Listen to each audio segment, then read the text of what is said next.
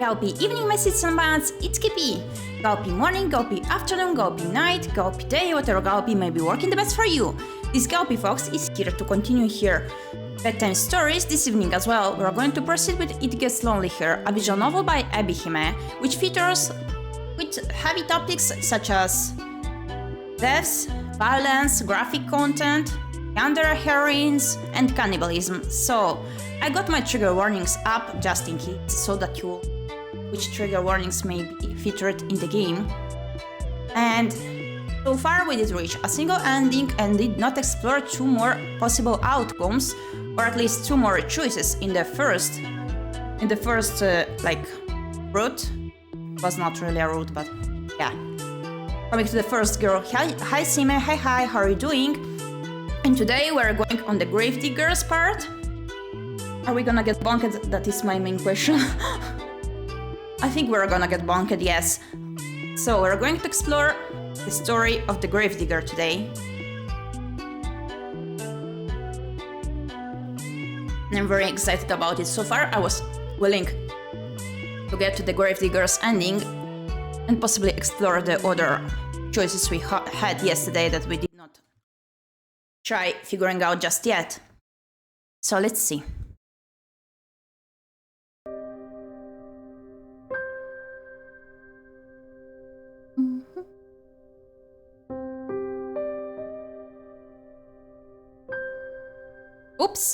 Oops, my bad. It was fine as it was. Okay. So.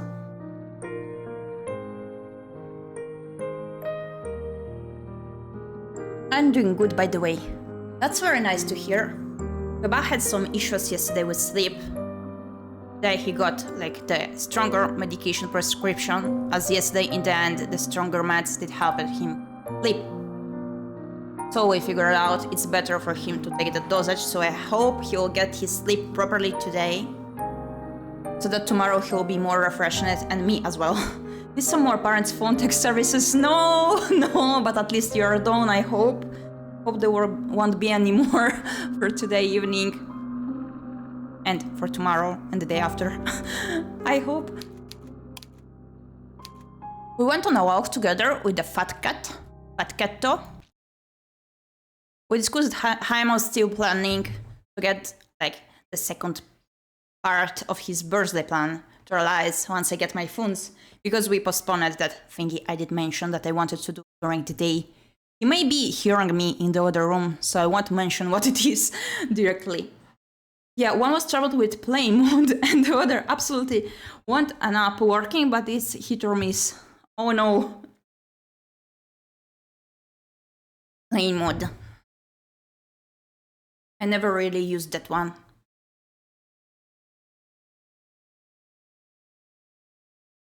I think I do hear snoring, but I do not know if it's that cat or if it's the neighbor. Thing is, we do hear even our neighbor when he snores. Can you believe that, cinnamon buns? Goodness, wait. Am I stuck? Oh, it seems like I'm stuck on my phone only. I know. Maybe due to the hot weather, because it tends to be slow these days, even if sun. Strong snorters, yeah. Like everything is closed on my phone but Twitch. Still I managed to like freeze over there.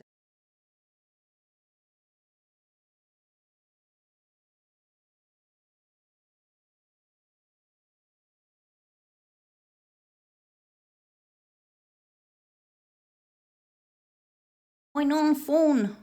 Okay, now it seems to be working. We can see it again working. Yes, I was trying to figure out my phone because I do check the chat over there.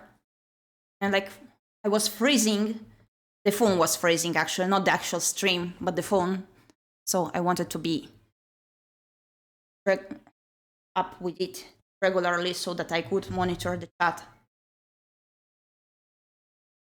How old is your phone? It's not really old.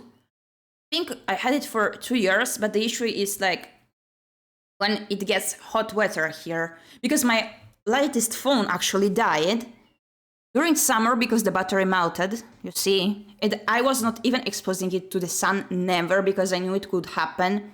And the thing is, we tried to ask how much it would be, but the regular stores could not replace the battery, or it would have costed more than an actual newer phone.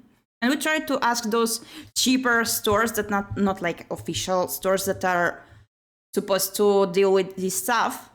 They couldn't fix that one either, so I changed it to this one. And after 2 years, it's not going that well, I think.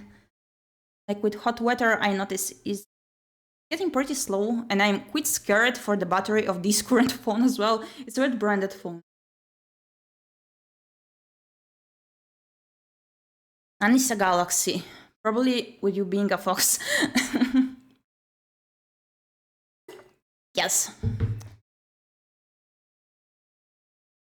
So, okay. Did I on the audio? Yes, okay. You stumble into the kitchen in your night clothes, your hair loose and your feet bare, and the gravedigger turns to you. Bonk. Like that. Not yet, at the very least. She looks at your face, which is pasty, and your under eyes, which are dark, and exclaims, in the manner of one accustomed to solving problems, not complaining about them. Oh, you look awful. I think you need something warm to drink. And maybe you need something to eat too. Let me get started on breakfast. And that is exactly what she does. I decided to have a very light dinner today. I got a tea brew, a ginger tea brew for my stomach once again, as per usual, and some cookies. And a kiwi as well.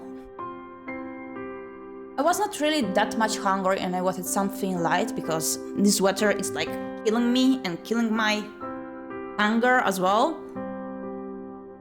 But it felt quite goody. I hope to be able to drink plenty of water, but so far, when I started streaming, I'm managing to drink quite a lot of water. It's very nice also, quite refreshing, literally, water it is. And that is exactly what she does. She gets started on breakfast, which proves to be quite a simple affair, nothing like the luxurious food you were accustomed to in your past life. The bread is hard enough to break your teeth on, and the cheese is a bit too strong. It is food all the same though, and you do not complain. Your stomach was beginning to grumble. Oh, right, I actually managed to get my parcel. The one that I mentioned, that was like lost and was set as trying to deliver twice or 3 times before I choose another delivery point that was not my home. And it's still stating that it's like trying to be delivered, being late and whatnot. Thank God I was curious today to see if it actually got to the place. In fact, it was over there. It's basically a spray for the clothing, in case it does get some odor. For example, like you do cook, I don't know, it's just an example. If it gets the cooking odor, you can spray that and it smells like the laundry and also like cleans the clothing, but it does not get actually wet. Tracking code shenanigans sometimes is so wonky. Oh my goodness, sorry about that. Maybe because I'm turning towards the phone, like one side. At the very least, when I check it, that was mostly when it happened before. I managed to get my parcel, even though Amazon is still stating it's in delivery and being late. Whatever, they got it. No, not in that. Not in that case. Second. Wait a second. Like, it should be wonky.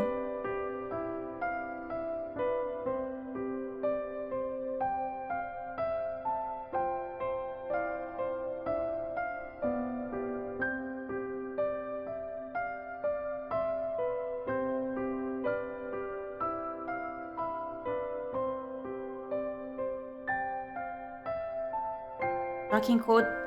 Goodness, Zima, I was thinking the tracking of my model. I was thinking the tracking of my model. In fact, I was trying to fix it right now. Oh my goodness. What the heck? Sorry! Here I am, checking code for the parcel letter. Tend to not always be accurate, I mean. Yeah. Usually it did not happen to me though. And mostly it's annoying when they do state like I was not home, not responding and whatever. When they did not even ring the bell. Goodness. But yeah, I got that magical spray whole thing. Odor. I'm like very excited about cleaning products as of lately. And the skincare products. I had one customer having like letter delivered in the week, but the tracking was stating that the letter was across the country. Goodness! I see. The tea is inoffensive at least, and you drink it gratefully. I'm still trying to process how I was trying to adjust the tracking of my model before. The brain is still kind of over there. Brain lagging after that thing. Thank the gravedigger girl for her hospitality, and she smiles at you in return, a sunny smile like a field of blooming bellflowers. Thank you for the hat, but does it work this time? Yesterday it worked. Oh, okay, it's working. Always goodie. I'm not furniture! I'm not furniture! Okay. It's no problem, don't hesitate to ask me if you need anything else, she says, words which come to symbolize your relationship. Yeah, no furniture, but it... Okay.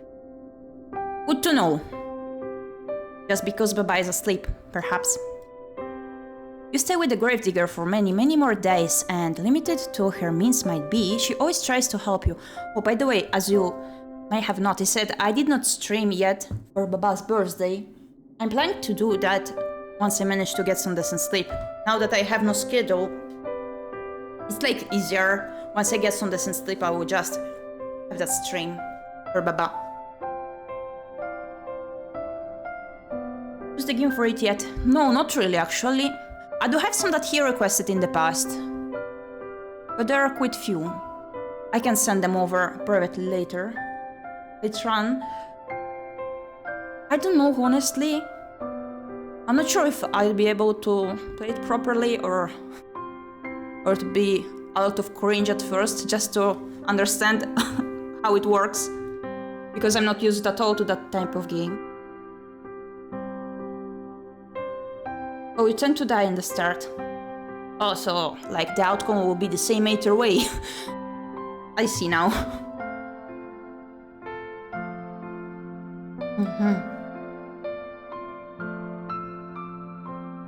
Like, wait a second, actually I'm gonna open the list where I got it noted. Games he requested in the past. I can state them.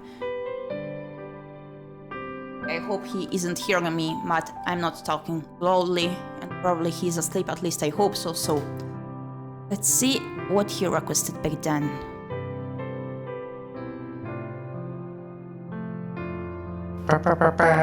Goodness, I was supposed to curse Baba once again! Like, I can't use it to this alert at all! I was thinking it was him! Like, wondering why is he inside of my speakers? It's his fault here as well! Like, sometimes he did mention the Binding of Isaac, but mostly when I was asking what do you think I should play, not what he would prefer for me to play. And he requested 2064 Read-Only Memories. It's supposed to be a visual novel. Read-Only Memories. And also... Oh, where's that one? What's another one?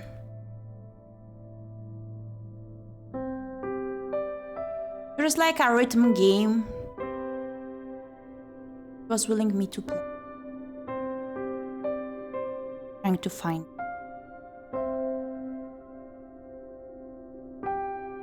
Oh, it's Unbeatable White Label. It was very interesting in seeing me play that one. At the very least, 2 years ago. 2 years ago! Yeah, he requested Unbeatable and the Read-Only Memories 2 years ago. But he was like very excited towards those two, so I don't know, maybe I will play those.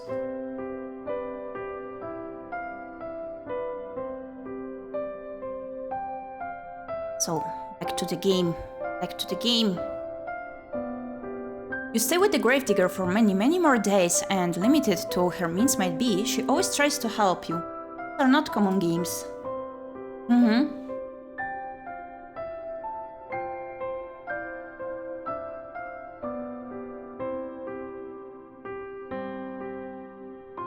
Did you play them yourself, or...?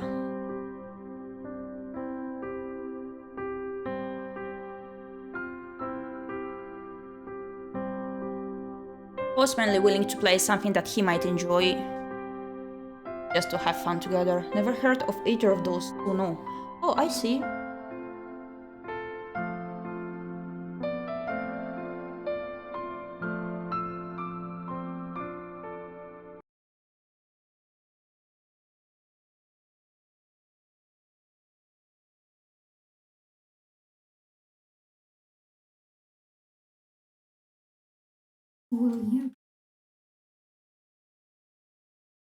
This is one of them.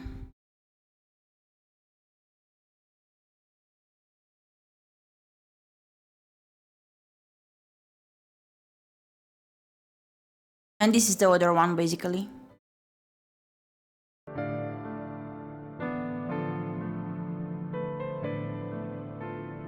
The gravedigger sets you course about the house to keep you occupied, a fact for which you're grateful. You need to do something to keep your mind off your frantic flight through the forest. You can almost forget about it now, during the day.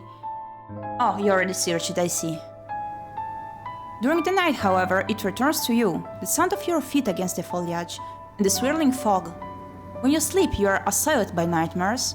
Sometimes you awake after midnight, the sheets twisted around your body, and your mouth gaping open, in a paroxysm of terror.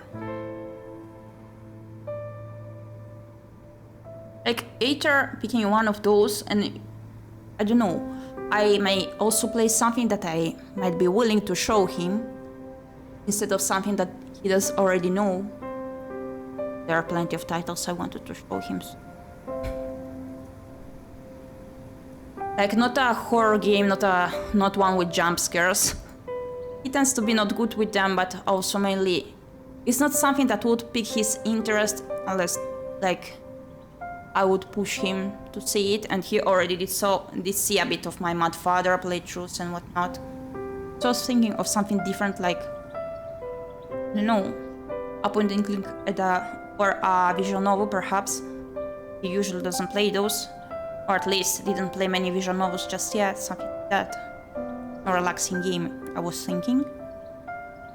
Like, both relaxing yet lively.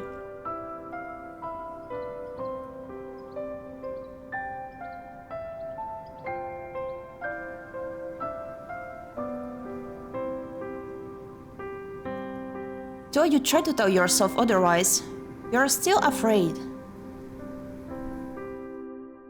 Being with the gravedigger makes you feel less so tall, particularly when you are sweeping the floor or keeping an eye on the bread loaves so they do not burn. You attend to most of the domestic chores while the gravedigger concerns herself with the work she knows the best, that is, digging graves.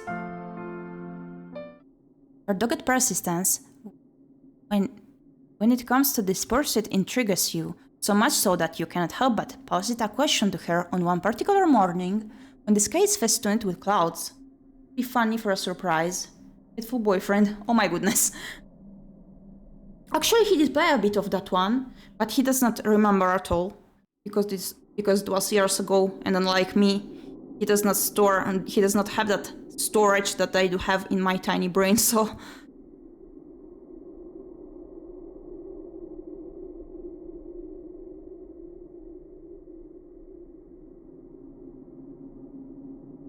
Yeah, maybe I will sit this evening and see what I can play.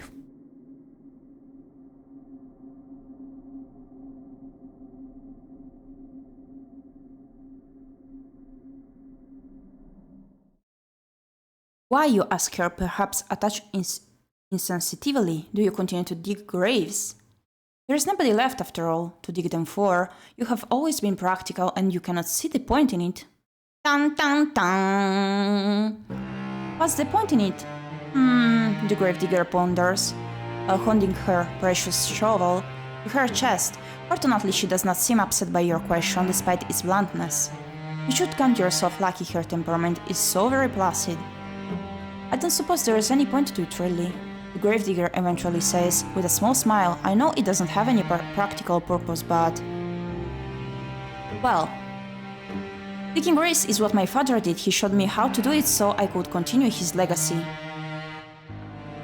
My father wanted to keep our family tradition going. And I suppose I want to do the same. That's all there is to it, really. That's all, is it? You think you can understand that? Though your companion's actions might appear to be illogical, there is a kernel of reason nested amongst them. She does not dig graves out of any sense of purpose, she does it instead out of sentiment. Besides, I have to do something to keep myself busy, don't I? If I spend my days idling all on my own, I think I'd go mad. The gravedigger laughs at this, as still the prospect of her own madness is amusing. Her laugh, despite her slender stature, is not particularly delicate. It reminds you, perhaps unkindly, of the braying of a horse. Oh my goodness. Horse, you're ashamed of thinking such a thing, though, and your face flushes with the guilt of it. We cannot all be well-bred young ladies, you know. Still... The laughter of the gravedigger, as it echoes through the grey, gloomy sky, is strangely desperate. It sounds forced. Her smile, too, is a touch unnatural, the rictus grin of a corpse. You find, despite your attempts to return her laughter, with a polite giggle. And not. You cannot help but pity her. You retreat indoors briefly after your talk with the gravedigger, then set about some simple chores. The gravedigger trusts you well enough to manage sweeping the floor, a task which does not take particularly long, and the preparing of the meals, a task which takes slightly longer. It is not until much later, however, once the sun has already sunk beneath the horizon and the moon is high in the sky, that the gravedigger returns from the outdoors. He is windswept, after many hours spent exposed to the elements, and there is dirt caked beneath her fingernails. The gravedigger removes her cloak, which he hangs by the door, and looks to the pot suspended over the fire which you stoked with your own fair hands. The scent of cooking food, that of garlic and onions, fills the air, suffusing the interior of the kitchen in a homey aroma which makes your stomach rumble. Taking stock of this, the gravedigger smiles at you, a toothy smile which, despite her status as a lowly peasant, is surprisingly clean and bright and white. Thank you so much, dear one. There's nothing like returning home after a hard day's work to find dinner already prepared. Now let me give it a test. The gravedigger dips a spoon into the soup, then brings it to her lips. She blows upon it. Then she places the spoon into her mouth, the wooden utensil clacking against her teeth. You observe this with a touch of anxiety. Would she like the food which you have prepared for her? You have cooked for her before, in the past, and she was always very complimentary of your efforts about soup, actually. I was talking today to my family that I want to get the recipe for my grandma. I won't look for it online because online there are like many different recipes coming to what my grandma does cook, and I may not enjoy the ones I find online, so they're a tiny bit different really. I wanted to learn. It's pretty simple, but I do not know of the ingredients. How she cooks it's called cold soup. I know if I mention the ingredients right now just like this, it may not sound just that yummy to you, but it's actually super yummy and super refreshing. It's like, call it cold soup, yeah? But actually, it is made of mainly... Wait a second. Using Google Translate. It's made basically, you pour kefir in, some beets. It does get the color of beets, like that purple-ish pinky color, and you put in some veggies like the cucumber. What was there again? Goodness, I forgot. Like you can put inside the egg, but I won't be doing that. It's too heavy for me and I cannot eat eggs. Like you put the beets inside, the cucumber, oh right, some greens, which was dills, and then the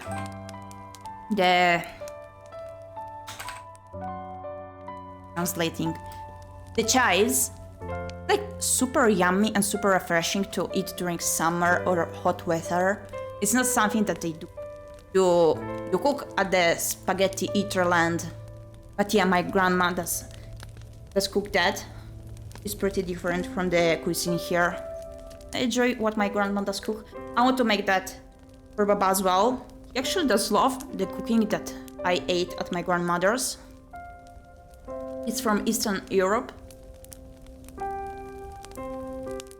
Usually spaghetti eaters, they say like, ew, Eastern Europe food, spaghetti are the best food ever. Yes, but they're quite heavy, even though your cuisine is the #1 in the world. I don't agree that it is the yummiest, actually. Shh, I said nothing.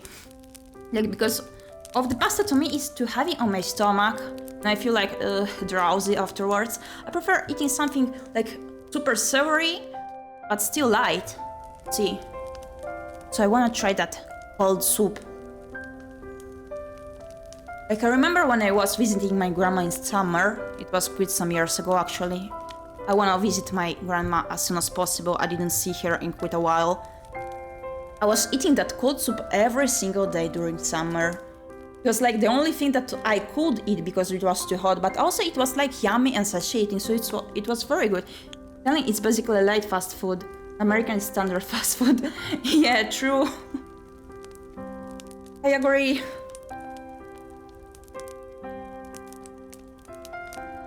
You have cooked for her before in the past, and she was always very complimentary of your efforts. Cooking is not your forte, however. When you think Italian, you get pizza, spaghetti, maybe a ham sandwiches, and that's that. Yeah, they do not tend to vary that much. Like, they do vary among the types of pasta and the whatever accompanies that, but to me it's like, I understand you do change the sauce you put in it and the type of pasta, but in the end it's like pasta but with a different savor. Hello. To me it's like a bit too much and too few variations. I do like pizza too, like perhaps I'm not getting as excited as they do get over here, but you know, after months of not being able to afford getting a pizza, yes, I will appreciate it quite a lot. Like, I do like it already, but if I cannot afford it for a while and then I get that pizza finally, mamma mia. Is it more tomato sauce for you and Baba or pesto? I tend to buy more pesto, honestly. Also because tomato sauce does trigger my gastric issues. The tomato and all that. But I do like actually the ragu sauce. It's like tomato with some meat inside of it. Thank you for the hydrate. Yes, mamma mia.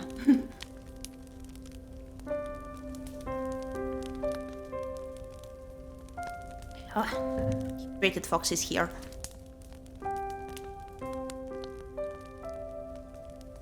Also, I wanna learn how to make ragu sauce from scratch. My mother does know how to make it. Also back in time, she was learning by a fellow neighbor grandma so many years ago, by paying her, how to make pasta from scratch. It was like delicious, totally different from the one you get at the grocery store, like a totally different. I've never heard of that. Yes, it's like tomato with, I think some do put some veggies in it as well, but I was mainly that with the meat. Yes, that one.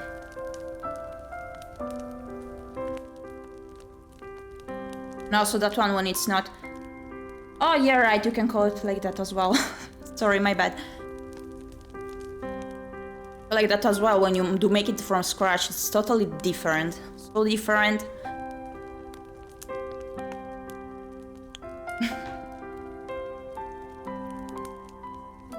So that is how, from yonder cannibalism, we switched topic to spaghetti.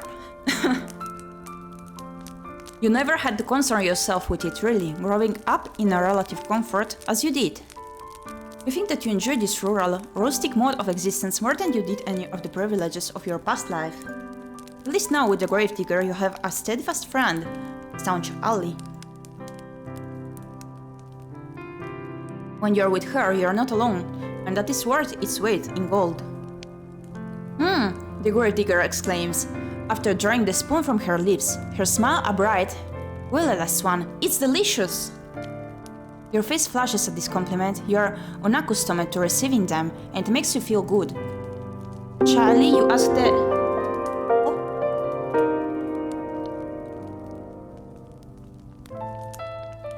Sorry, the chat is delayed.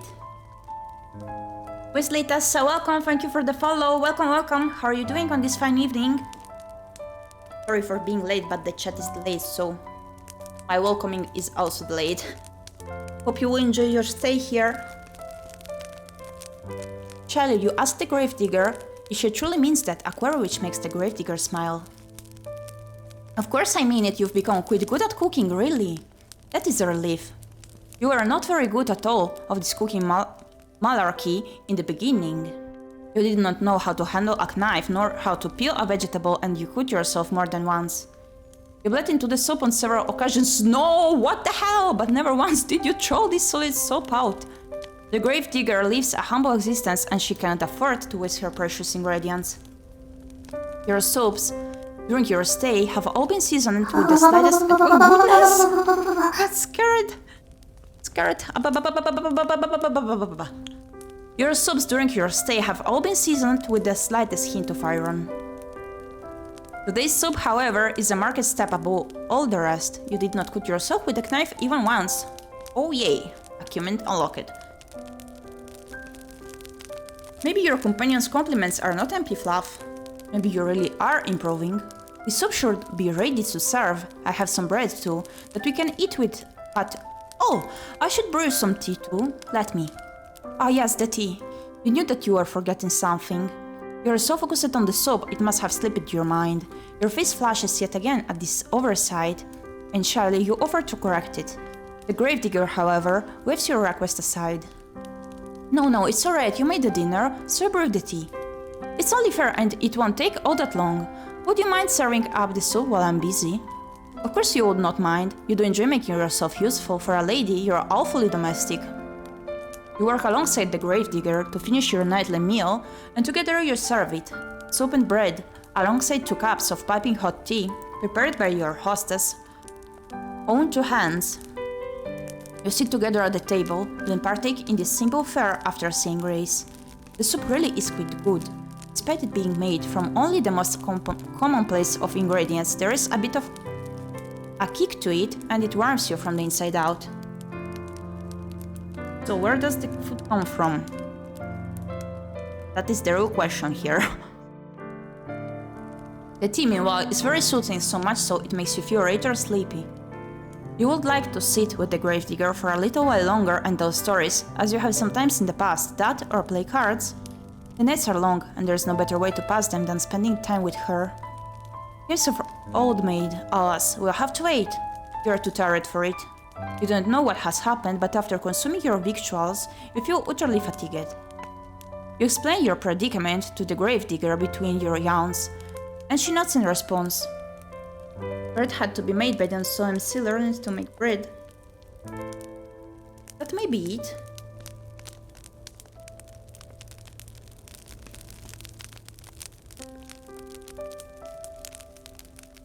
Like, depending on the weight in it. Do you know how to bake bread, Sima? Tends to spoil in days, and you've been here for weeks. Bird.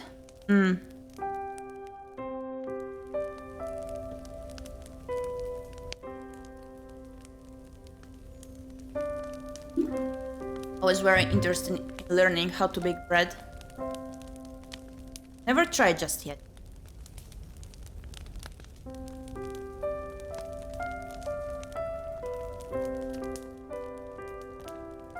That's alright, you don't need to stay up with me. Not if you ain't up to it. You should head off to bed and rest that pretty head of yours.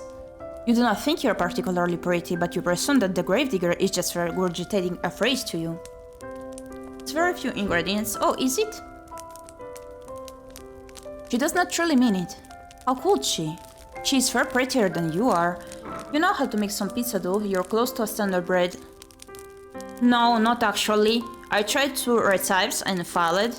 They did not work properly. Turned out pretty bad to me. I tried many years ago, but still. Tried 2 different recipes and they did not work. You thank the gravedigger for her understanding, then rise from the table. You retreat to the spare bedroom on trembling legs, then change out of your clothes. You have only just slid into your nightgown when you hear the rapping of knuckles upon your door, light and unobtrusive. This rapping could, of course, belong to but one person. Is the gravedigger come to check up on you? I'm sorry, the gravedigger says, her voice soft. You rushed to your room so soon after eating. I couldn't help but worry about you. You need water, some salt, and mossy floor. Oh, I see.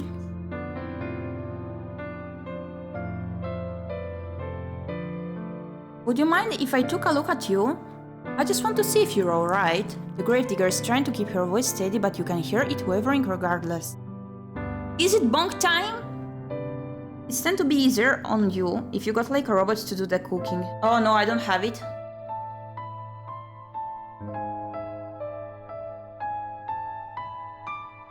Let's wait a second, I'm gonna check if I'm sleeping.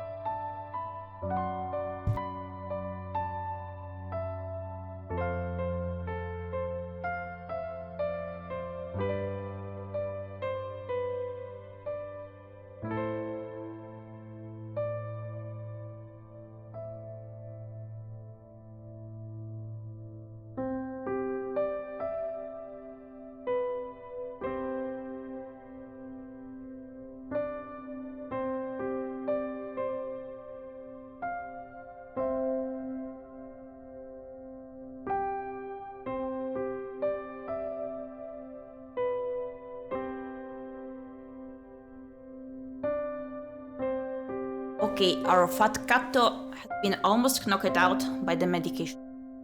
So, always goody. Can be hit or miss, but it's baking, so it's probably not new to you cooking temperature is key. I see.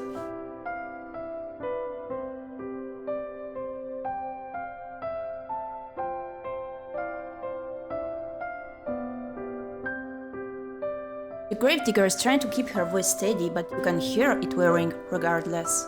It really does sound concerning, so much so she could very well be on the brink of tears. You don't want her to cry for you.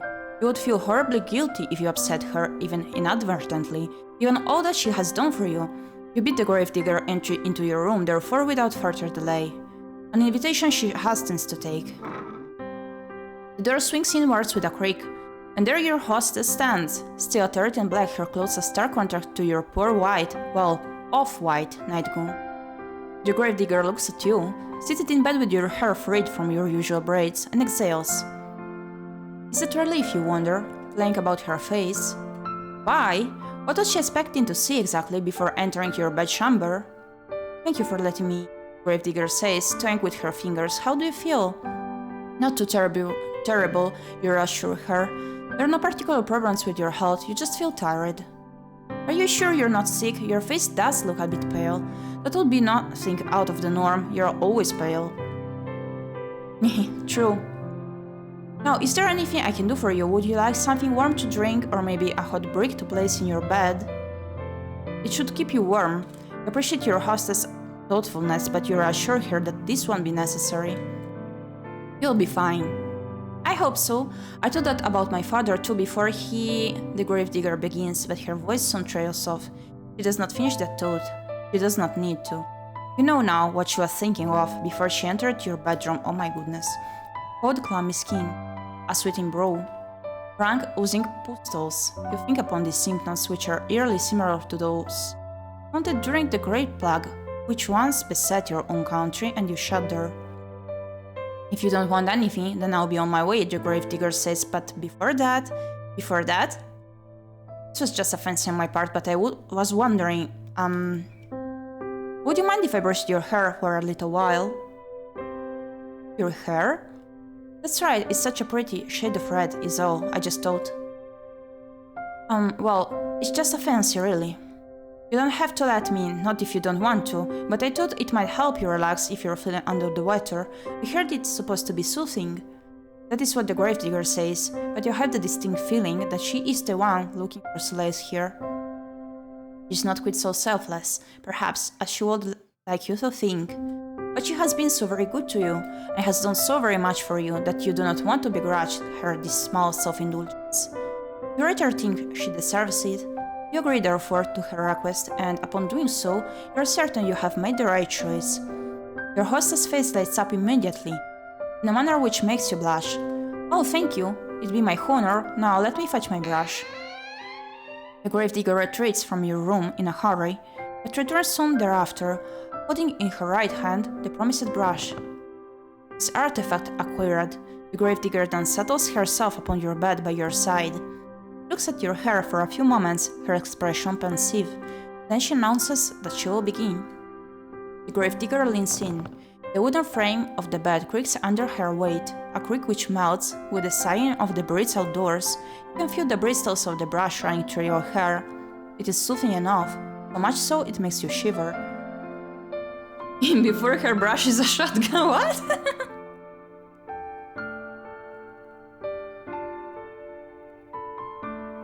This sensation is a pleasant one and somewhat nostalgic. Your mother did this for you, you wonder, when you were a little girl. If she did, it must have been when you were a very little girl. You have not seen your mother in quite some time, not after you enrolled at the conservatoire. Oh, you have such lovely hair, dear one. It's soft just like silk, not at all like mine. Mine is so coarse. This gentle voice draws you out of your bag. How formed reminiscences. It sounds as though the gravedigger is lost in nostalgia of her own, because her voice, when next she speaks, is dreamy. I think my mother used to brush my hair like this for me, back when she was still alive. That must have been a long time ago, though. It's funny, you think, as she bristles of the brush continue to slide through your tresses, that you and the gravedigger should both be reminiscing in tandem about your respective mothers. Perhaps there is something maternal in the act of brushing one's hair, which is one to summoning forth such means. I would not know personally. I can't remember my own mother at all. I don't think I liked having my hair brushed very much. Gravedigger continues, her breath warm against the exposed nape of her neck. By the way, a conservatoire is the same as a conservatorio. I was thinking so.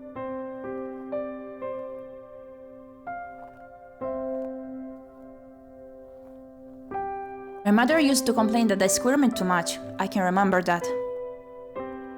She always told me to sit still, though it wasn't my fault I squirmed. She used too much force. Now that is curious, it sounds as though the reminiscences of the gravedigger are not particularly fond after all. Did she not get along well with her mother? I can't really say, the gravedigger replies, in a somber sort of a voice. I was young, like I said, when she died. I really don't remember her too well. But I don't think she ever had that much time for me. She was too busy with all of the cooking and the cleaning, oh, and looking after my baby brothers.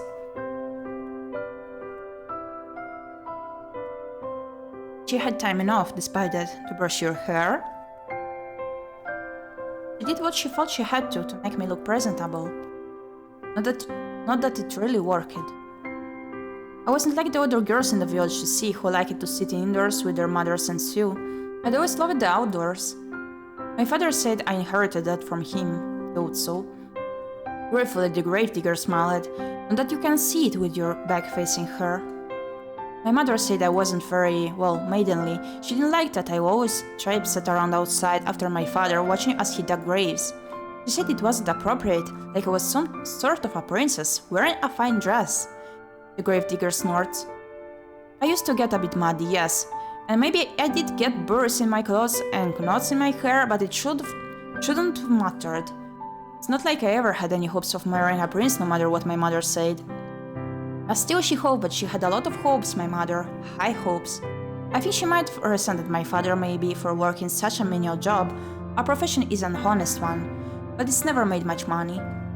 I think my mother was hoping for fine jewels and dresses and, I don't know, she always had ideas, her head was full of fairy tales. It was a shame, I suppose, that her reality didn't match up to what she wanted.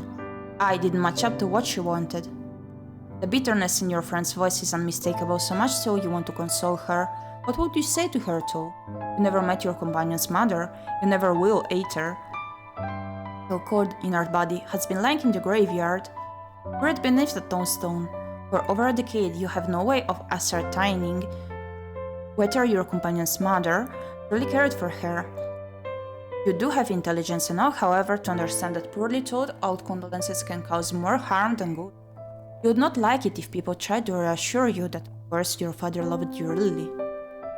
He loved you, and why did he send you away from home? Why did he never send you any letters? You know he was worried about his finances, but that seems a poor excuse to pretend that his only daughter did not exist. As for your own mother, meanwhile, it was nice, at least you think she was, but she was woefully ineffectual. Though she was nominally an adult, she always cleaved before your father's judgment. You think that she was afraid of him. You don't try to tell the gravedigger, therefore, that her mother loved her, that she must have done, else she would not have given birth to her. Instead, you sit there, letting the brush run through your hair, and you say quietly that you understand. Sometimes you feel like a disappointment yourself. Well, the gravedigger says after a pause, I'm glad I'm not the only one. I guess it happens to all of us. Guess so. Parents are only people after all, but one would hope once parents will be kind and attentive, they too can fall victim to caprices of their own. Just because one has brought a child into this world, it does not mean one will be able to take care of it properly. Not all parents are responsible, just as not all people are responsible. It is a painful subject. Oh well, it's alright if my mother never liked me, or even if she never loved me. I know my father did, and that's all that matters. He was always there for me no matter what. Her companion's voice catches in her throat. She winces. At least until he wasn't. He died, and I didn't do a thing to help him. Companion's shoulders are beginning to shake. You still cannot see her, but you can feel her body convulsing. You can sense her loneliness rolling off her in waves. It is all-consuming like the waters of a deep, dark ocean. Grief anew pierces your heart, not on your behalf, but for the sake of your benefactress. She does not deserve to suffer so much. This you have no qualms with telling her. You turn to face her and pluck the brush, which has been hovering in the air, inert from her fingers. Then you let her know that her father's death was not her fault. What could she have done? She could not have cured his illness. I know, but I can't help but think, what if? I keep racking my head over and over, trying to come up with something. But I can't think of anything, and even if I could, it's too late. He's already dead. He's dead and buried. I buried him, and now I'm all alone. She might have been alone, thought the gravedigger, but she isn't now. Not anymore. How can she be when you are there? I know that. I know, and I'm grateful, but I don't know if I deserve it. Why would she not deserve your company? You don't understand. Because I couldn't do nothing for nobody. My father always looked out for me when I was a little girl, but when he needed me the most, I fell at him. I fell at everyone. All of the villagers, all of my friends, all died. What would I do if the same thing happened to you? I don't think I could bear it. I don't want you getting sick too, not when I care about you so much. I thought I'd gotten used to being on my own, but now that you're here, it's making me worry all over again. I've been worrying so much I can't sleep from it. I'm scared.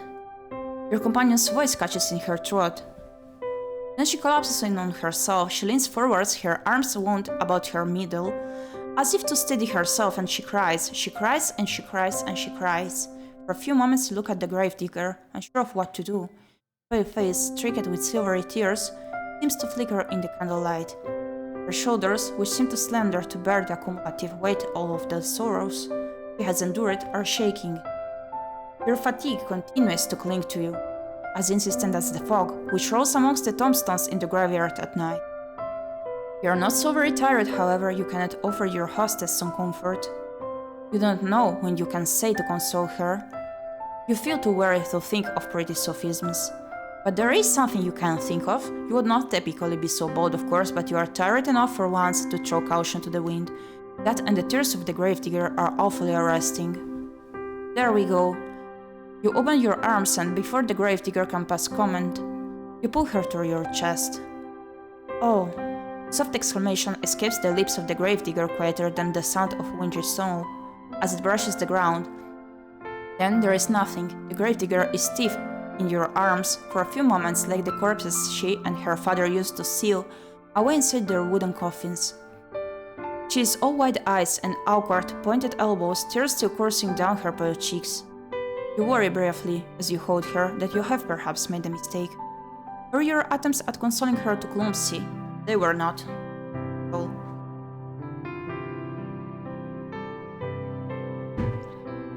You would not know. You have never been in a situation like this before. You have never consoled any friends before because you have never had any friends to console. It is not so now, however. You are as far away from your old life as it is possible to be. The gravedigger does not curse you for your impudence. Neither does she try to squirm away from you.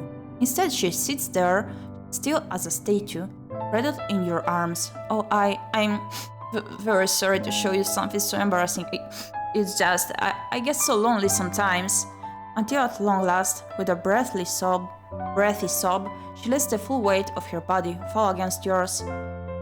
You run your hands against your sobbing companion's shoulder, lays on her back, and gently you soothe her.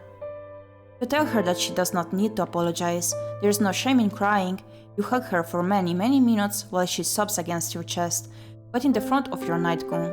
No further words pass between you that night, but they do not need to. Words are irrelevant in a moment as tender as this, shared between two souls who have come to understand one another through mutual loneliness. Sleep beneath your sheets, you still feel exhausted. The gravedigger joins you without asking for permission. It will be an unnecessary piece of politeness, really, given your acceptance is all but assured. You have already accepted the gravedigger after all, every single inch of her. You have accepted her hospitality, you have accepted her food. Now you are accepting her company. You arrange yourself beneath the sheets, then draw her body to yours. The gravedigger has not yet changed into her nightwear. Her clothes will be horribly rumpled when she awakes come to the following morning, her head resting against your chest. But tomorrow has ceased to matter. It no longer exists. There is no concept of time between the two of you. No thought of the day which will dawn once this night inevitably ends. Instead, there is only the warmth shared between you and the wetness on the cheeks of the gravedigger. There is the sound, irregular now, and less intense than before, of your companion's muted, muffled sobs. There is this gentle, tender moment snatched in the midst of a deep, dark night, which can never be replaced. Your eyelids feel heavy, as though weighted down with stones. They droop inexorably downwards, pulling you like a drowning maiden into the dark, insatiable abyss of a slumber. You yawn, then you fall asleep, coiled up beside the gravedigger like two cats in a basket. You sleep and you sleep and you sleep, more deeply than you have allowed yourself in quite some time. But when you awake, you find that you are no longer in the bed upon which you slept in, shrouded by sheets. The gravedigger, too, is nowhere to be seen. Instead, you are quite alone. Lying by yourself in the dark, you blink, but your surroundings do not become any clearer. Goodness, I'm in a grave, I'm in a grave, I'm in a grave, I'm in a grave. It's the middle of the night. Perhaps you are aroused from your slumber by the desire to relieve yourself, or else to slake your thirst. Why is she putting me inside of the grave? Goodness, she's burying me alive. Grisaille, a moment. I do not know, what do you mean? I did not play Grisaille yet. Goodness. Goodness. Your sleep has been awfully disordered as of late, and the smallest of noises have been enough to disturb you. That does not sound quite right, though. You slept well, of that you are certain. Your body feels invigorated, as though it has slumbered for hours and hours. How many hours? You do not know. You don't know how much. You don't know much of anything. Here is now what you mean about Grisaille moment, by the way. Games to play. I could explain, but it's spoiler territory. No, I'd rather not then. I don't really like spoilers. Okay. You can feel a strange pinching sensation around your chest, however, and around your arms. It would appear as though somebody, but who else could it have been, save the gravedigger, changed your attire while you were sleeping? That is startling too, but the darkness which entombs you is even more so. The darkness which surrounds you is unsettlingly complete. It is so thick you cannot penetrate it. Your newfound woes don't stop, however, at this deep, unnatural darkness. It is cold too, and you are like upon something hard, some sort of stone slab. And it actually involved the second best girl.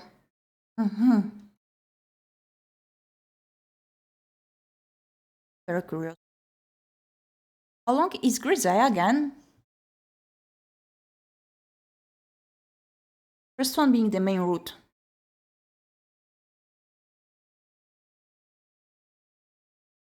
few hours, or remember something like me. I wonder when I have the time and motivation to play. That and the streaming routine. Probably looking how you like it. Was wondering, is it fine to stream or a big nope? Like, there's one character that you love. There? Version probably. I Steam. Interesting.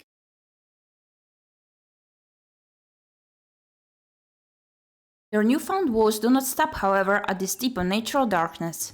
It is cold too, and you are like upon something hard, sort of a stone slab.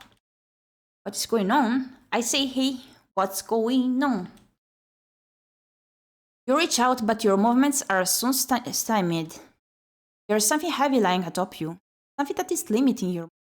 You were anxious before upon awaking, but at this discovery you feel downright aggrieved. A sharp prong of panic pierces you, but you try to suppress it. No sound alerts, okay? I was like awaiting a sound alert yesterday evening during this sort of part. I was freaking out, looking at the chat constantly. Just a little secret sharing here. Steam version is always, there is also an Android one which is 12+. Oh, amazing.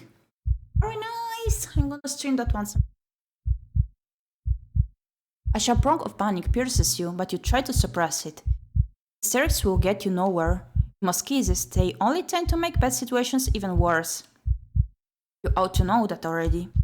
You swallow your mounting dread as best as you can. Though it is coming on thick and fast, and try to squirm, you move your arms outwards, but they do not get very far. There is a wall above you, walls on either side of you, walls which do not budge no matter how hard you push. Note, I must add, that you can push particularly hard, your anxious state notwithstanding. You have never had much in the way of upper body strength, nor lower body strength. You don't have much in the way of strength at all.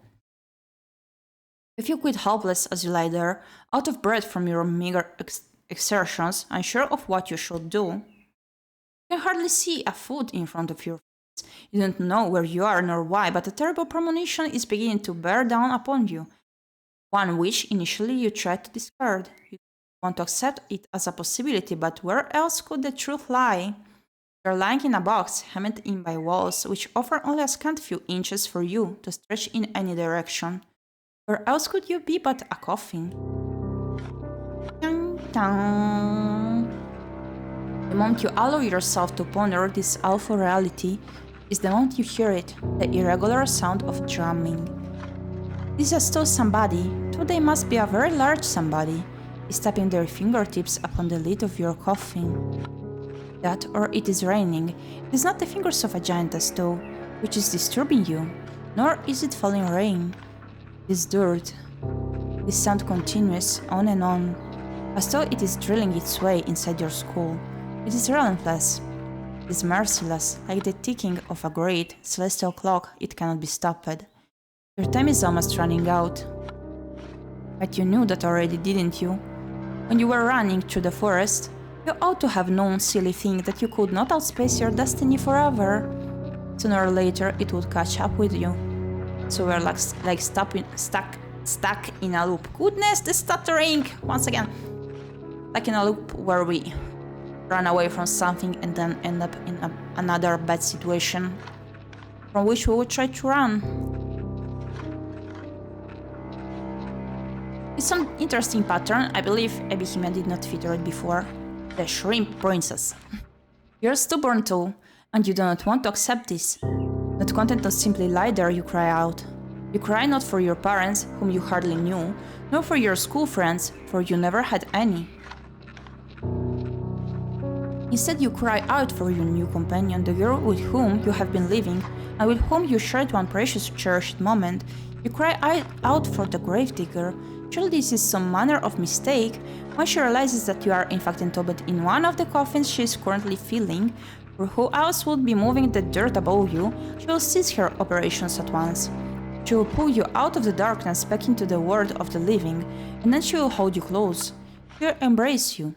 She cannot mean to cause you any harm, not when she was so good to you and so kind. Why would she bury you?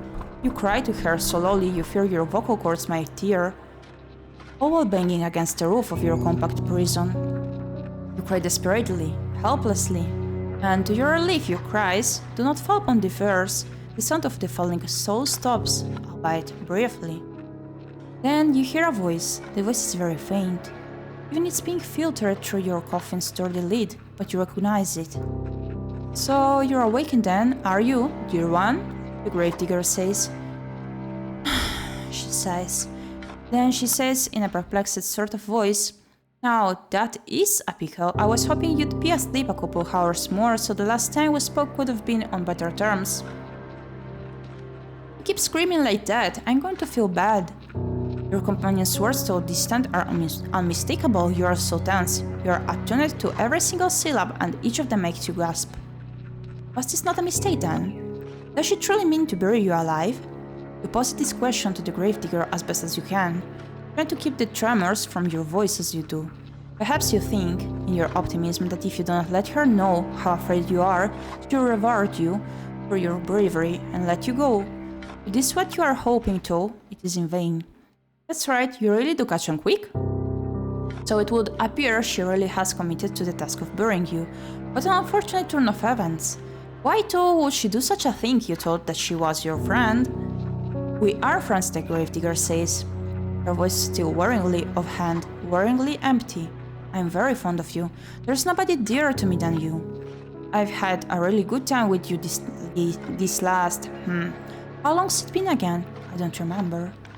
Neither do you.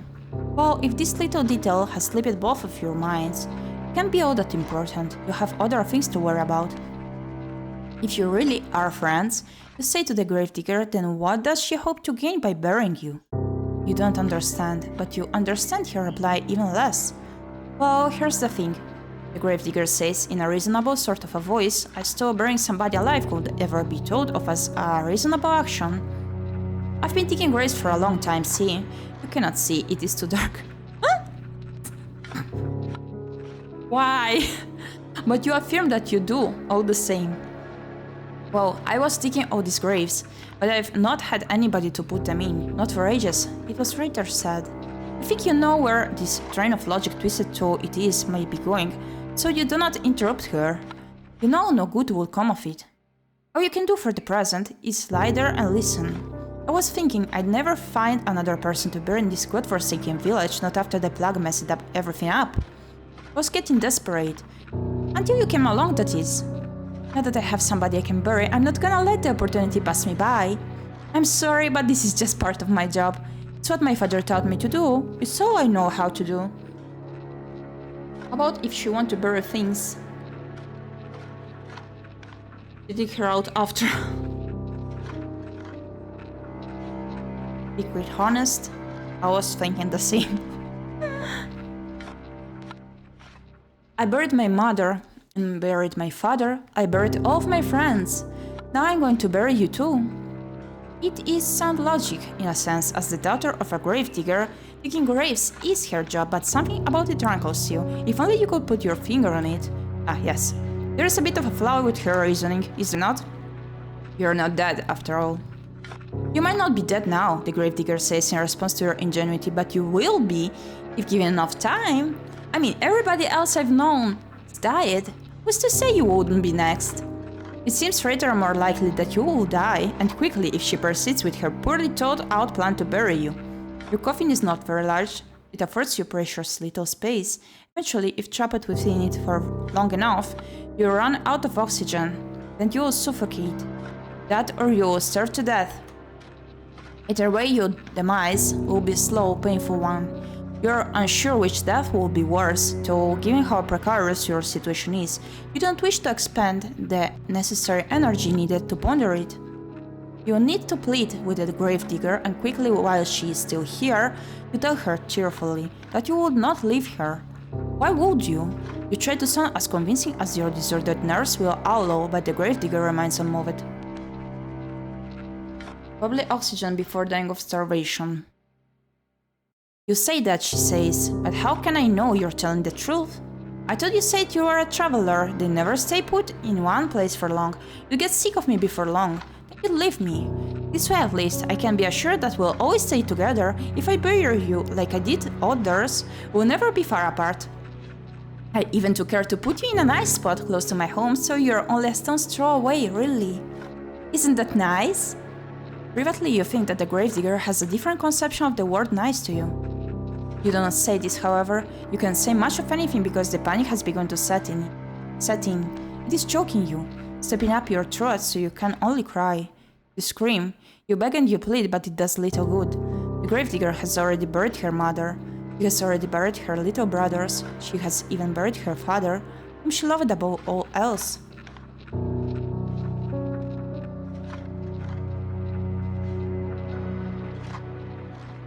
Hydration time it was. 5 hours of oxygen in a box like a coffin. Days of starvation. Did you make a research about it?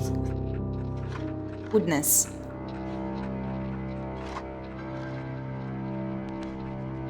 No. Okay. Oh my, oh my. She has even buried her father, whom she loved above all else. I won't ask how come you know that. She thinks by burying you, she is doing unto you an act of great kindness. You think that she is going to kill you. In a sense, you are both right. Your opinions are so diametrically opposite on this matter, however, that you will never be able to find any common ground. You might as well save your screaming. She will not listen to you. She's begun listening. "Oh, shush, dear one," says the gravedigger, very gently, just as gently as she spoke last night, when she confided in you all of her fears. "It won't be so bad, really. Nothing will be able to hurt you down there. It'll be just like going to sleep for a really, really long time.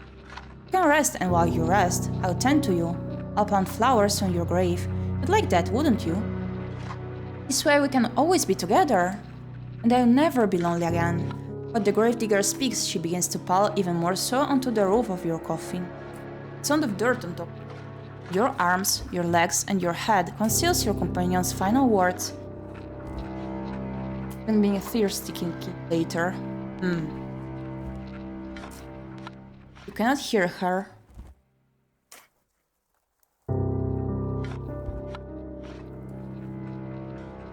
You can't hear anything beyond the sounds of the dirt, scrapings of the shovel, and your own desperate, frantic screams. Seems like the types of researches Sime is doing now are different from time ago. Waifus.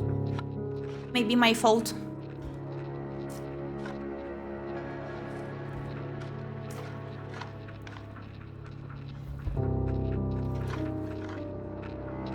You scream and you scream and you scream without cease, until your throat feels hoarse, but your efforts are in vain. You hammer on the lid of the coffin with as much strength as you can muster, but the lid of the coffin is nailed shut. You are in no position to remove it. All you can do is lie there screaming and crying and banging your fist on the roof of the coffin over and over as more dirt and debris falls on top of you. You prefer those research or the ones about Dada? What did I just say? I can't even read. You prefer those research or the ones about Baba? I inverted the letter. B became the D. And the Nutella addictions? Maybe the Booba mousepad. Booba. With the accent on the A.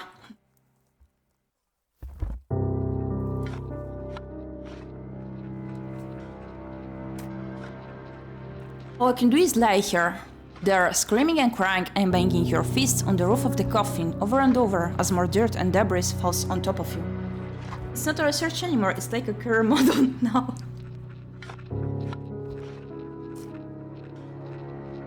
You're tempting me to note down in my notes for the future possible commissions. To commission an art of Baba modeling for the Booba mousepad someday. Goodness. I do have like a channel on one of my socials dedicated to art inspiration for my future art, and another channel, the inspiration for art to commission of Gyepi. But like now I'm thinking about something coming to Baba. Goodness. It's your fault here. This time.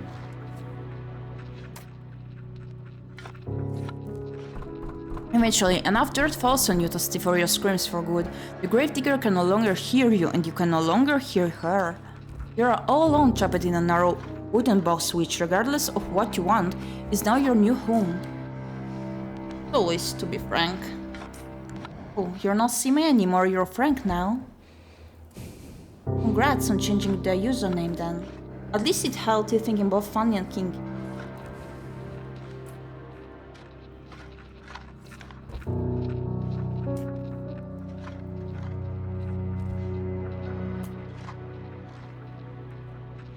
You can smell the soil on the backs of your nostrils when you inhale. I think I almost liter of water here in an hour and 14 minutes. You can smell the soil in the backs of your nostrils when you inhale. Hot. It's so potent you can taste it on your tongue. You can taste the eventual, inevitable decay on your own body. You will remain trapped here, underground, forever and ever. Or, to use less melodramatic terms, until the last of your energy escapes you and you succumb to your own slow suffocation. It isn't a very pleasant way to go. But you'll forgive me if my sympathy is limited. You'd bring this upon yourself, you know.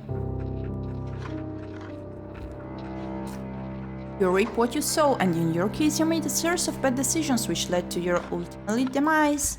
Now what do you want to do? Will you accept this fate of yours and rest in peace, or will you try to fight against it? Okay, so let's start exploring the different choices. Let's accept our fate here. I believe it will take us to the actual ending, the gravedigger.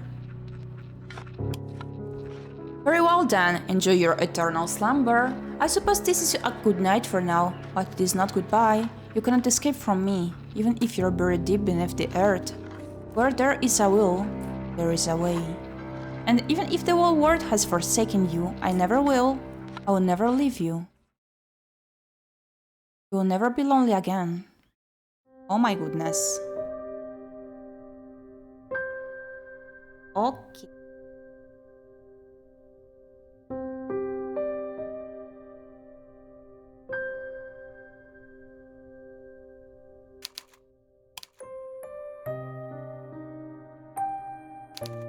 Like, wait a second, actually.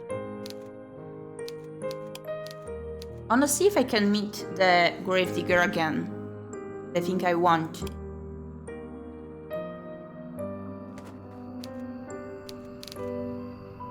Huh? Wait, let me check. Oh, it's the same as before. Goodness! It's the same as before!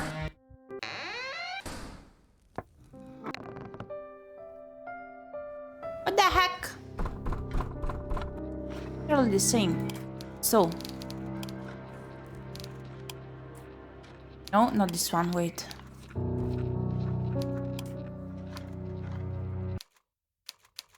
Let's accept the fate here with the princess then. But really, you're fine with being eaten alive in a dark, dingy dungeon, then being left to rot? That does not sound like a very satisfying ending to this particular narrative. Wonder if maybe a third route kick in after finishing all three. That will be very interesting, yeah. But if that is what you want, then so be it. I don't mind indulging you. That is what I have always done after all. From the moment we first met, I have dedicated myself tirelessly to answering your wishes. And this is no different. Do not be so foolish to think, too, that you can escape me, even if your life's blood had mingled with that of the princess. I am not going to relinquish my hold upon you that easily. I did pledge, after all. Remain by your side, come what will, fire or flood. I will never leave you. You'll never be lonely again. I see. And there was like another choice with the princess. If my mind was not playing the tricks.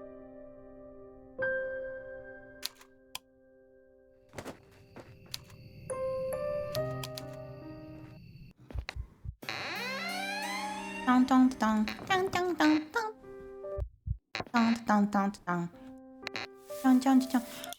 There wasn't? I thought we had like the choice of lying or else the princess. No, my bad, my bad. My bad.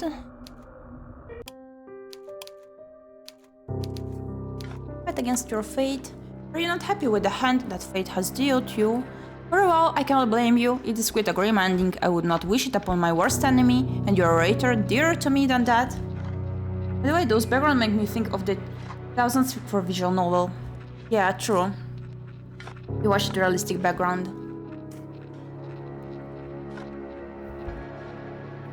Now, why don't we give this another go? She mentioned wanted to make it look like the older types of visual novels. Also, the menu icons over here do make me think. And the sounds, I really like them. I was quite obsessed with that type of sound. So. Just try to not be buried alive this time. I can only endure so much of your screaming. Okay, your fate is once again in your hands. Now I wonder, which path will you take? Okay, let's go to the shore. Here goes nothing. So you want to go to the shore? Good idea. What will you discover there, I wonder? This night is far from over, and there are any number of adventures still awaiting you. I hope that you have prepared yourself in advance, and I do hope for your sake that you have learned how to swim. I have a sneaking suspicion that this skill might come in handy. You follow the path, which leads to the shore, supporting yourself on very aching limbs, but feel ready to snap at the knee beneath the burden of your weight. Mermaid time, yes. You're a little more than a wisp of a girl, but you have been running for so very long, and your feet are so very damp you feel like a great lumbering thing. You need to lie down, and quickly. I'm gonna take a super short break, because I mainly want to refill my bottle of water and check if Baba is finally asleep or not. I'm gonna be right back in like less than 5 minutes, possibly. Be right back!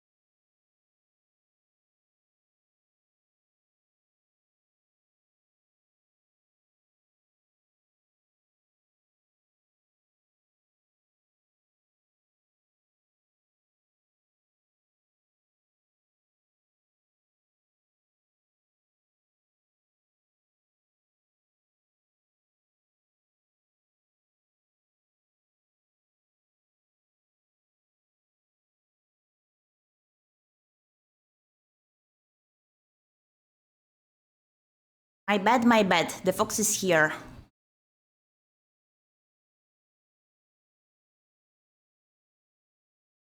It's like Baba was not still asleep.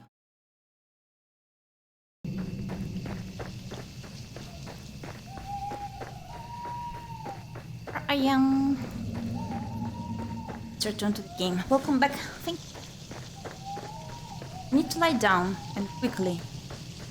You only hope, as you continue to run, that you will find a means to escape your current predicament by the shore.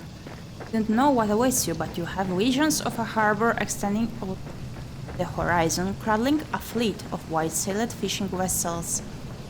Surely there will be a kindly fisherman who will be willing to take you far, far away on his boat to a place where your pursuer will not be able to find you. You can imagine, too, the face of this kindly fisherman, a face you have lifted from fairy tales. You read in abundance as a small child. You have thick, bushy eyebrows and a dark brown beard streaked through with grey. You look intimidating at a glance, but he will be fiercely protective of you, just like a father. You don't know what fathers are supposed to be like. You are only imagining.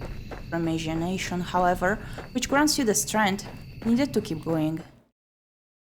You run to the shore. It takes some time before you finally emerge from the woods, but finally you do it. How much time, you ask?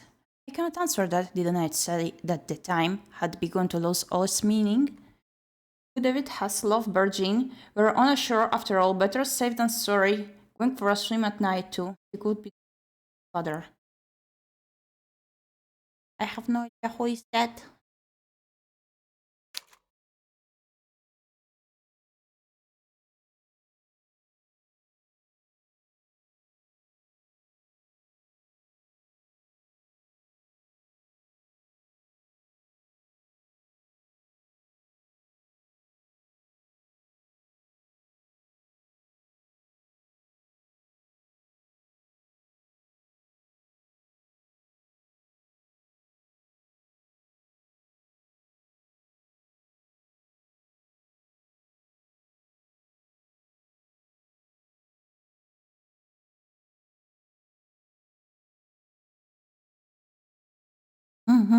I see.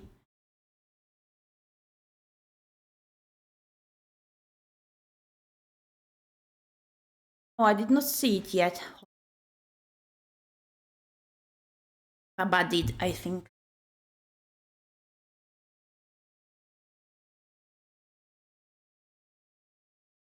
Also, I want to go back to watching movies. I used to watch so many. So far, I didn't really see. No, actually, I did see a single movie. I saw 2 movies this year and didn't see a single movie last year, which is like terrible for me. It's like the wallet Tan Adonis Beach. Ready to help people who are drowning. I see. Oh my goodness. I see now what you meant.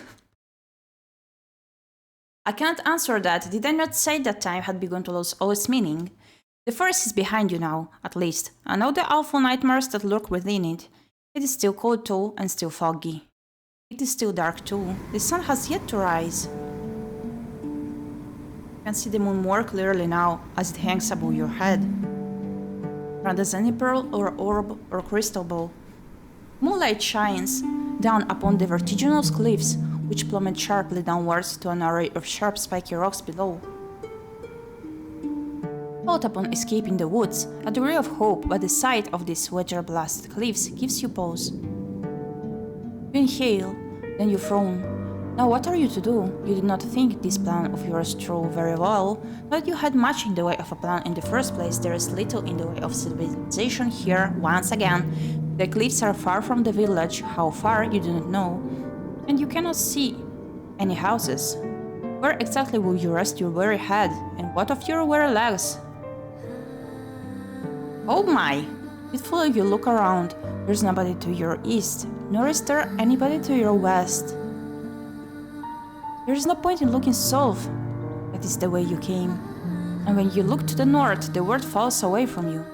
The cliffs are too steep to scale, and it is too dark. Surely there's not a soul here to help you.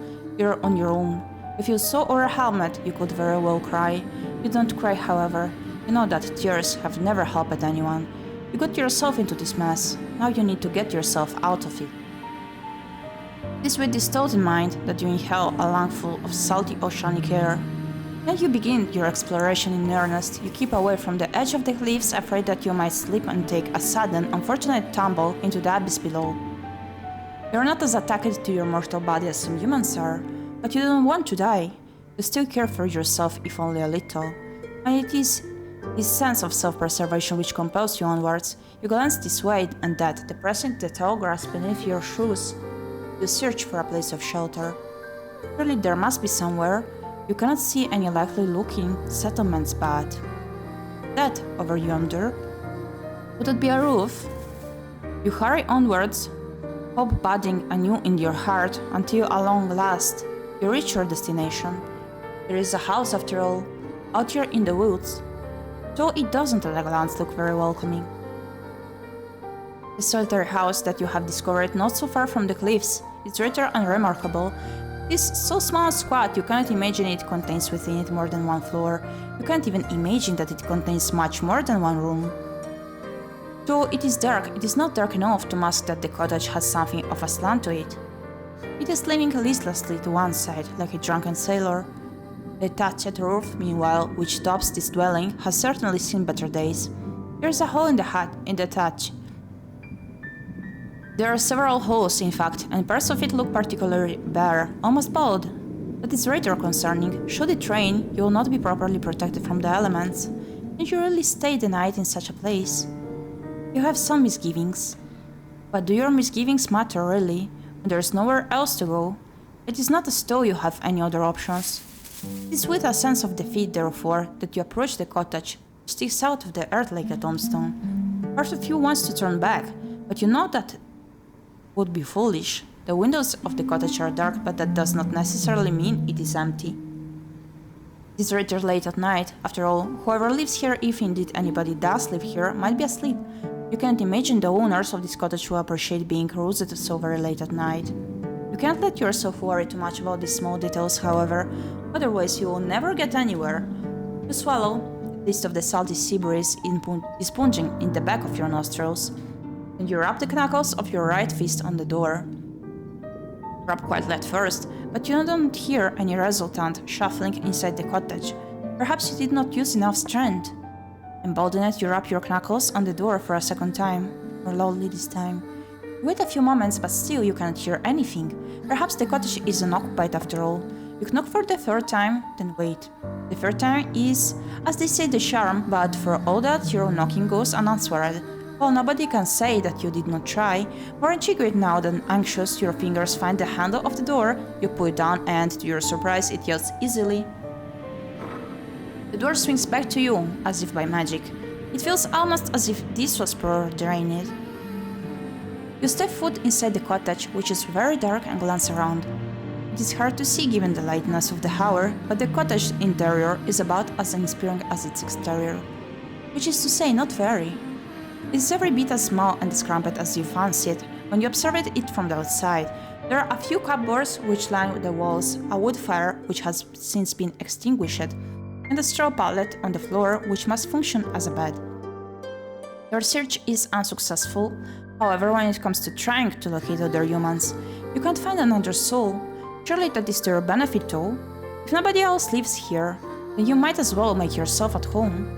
Or as at home as one can be, I suppose, in a small cramped cottage such as this, with holes in the roof.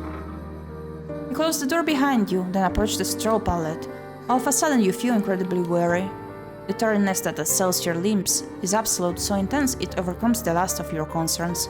You settle down upon the straw pallet, yawning as you do. It is not comfortable, but being able to lie down is the sum of your aches and pains. Lying down, even on an uncomfortable makeshift bed such as this one, is better than standing. It is far, far better than running. Your eyelids fall shut, your lashes melting together, and so that by the sounds of the wind and the distant rolling of the waves you fall asleep. And you begin to dream. It is not uncommon, of course, to dream. The best and the worst of us do it, from queens to their castles to peasants sleeping in the straw. Why, who is to say that all you have observed tonight has not, in a sense, been a dream of its own? Just make your nighttime fancies then a dream inside a dream. Perhaps our dreams are empty, hollow things stacked inside one another, like little wooden dolls. Is that not a whimsical thought? How very droll. Your dreams, however, cannot be called whimsical, and neither are they particularly droll. They are not pure fabrications, as dreams sometimes are, being fancies which can never come to pass. Your dreams are of a rather more pernicious sort. In your dreams you are at the conservatoire with your red hair tied back into two prim, proper braids. You are walking through the courtyard, clutching your books to your chest as you make your way to the library. Your head is bowed, so as to not look at the faces of your passing classmates. You don't want them eating their eyes. These girls with their sensible braids and their sensible shoes are merciless. You hunch your shoulders together in this dream of yours so as not to draw their attention, but alas, it is not enough. You stumble, clumsy thing that you are, and you fall, and just like that, all eyes are upon you. They are staring at you. They are laughing at you. You lay there on the ground by the fountain, your books scattered and your skirt is in a woeful state of disarray. Your knee hurts. Is it bleeding? You examine your injured leg, trying not to cry. And as this transpires, you hear a voice. One of your classmates is calling out to you. It does acknowledge at you. You look up shyly, tears beating in your eyes. The girl taller than you and prettier and much more refined, she extends her hand towards you. Does she mean to help you? Can't hurt to try, can it? Hesitantly, you reach out to accept her offered aid. Her fingers curl around yours tightly, perhaps too tightly. Her nails dig into your skin. It hurts. Deftly, the girl pulls you to your feet. Your legs feel weak from your fall, and your knee is still aching, still bleeding. You stumble, feeling out of sorts, but you are not afforded much of an opportunity to gather your bearings. The girl's hands are on your shoulders. She's laughing at you. Then she's pushing you. The sound of the fountain and the running water which drums against its basin is all of a sudden very loud. It's overwhelming. It surrounds you. Then it engulfs you. It's cold as ice. You cannot breathe. The rushing of the water continues echoing in your eardrums over and over, and then... No, you don't want to remember this. What good will it do? It is in the past, where the past ought to remain. You are never going to go back, not even in your dreams. It is this determination which forces you back into the world of the waking with a start. You gasp like a fish as you sit upright, your eyes unnaturally wide. You feel worried from a lack of sleep, and, with half-lidded eyes, you glance about. It is still dark inside your cottage, the sky visible from beyond the window splashes still with stars. How long were you asleep? You are not sure. Your dream was so very detailed, it really did feel that you had been transported into a different time, to a different place.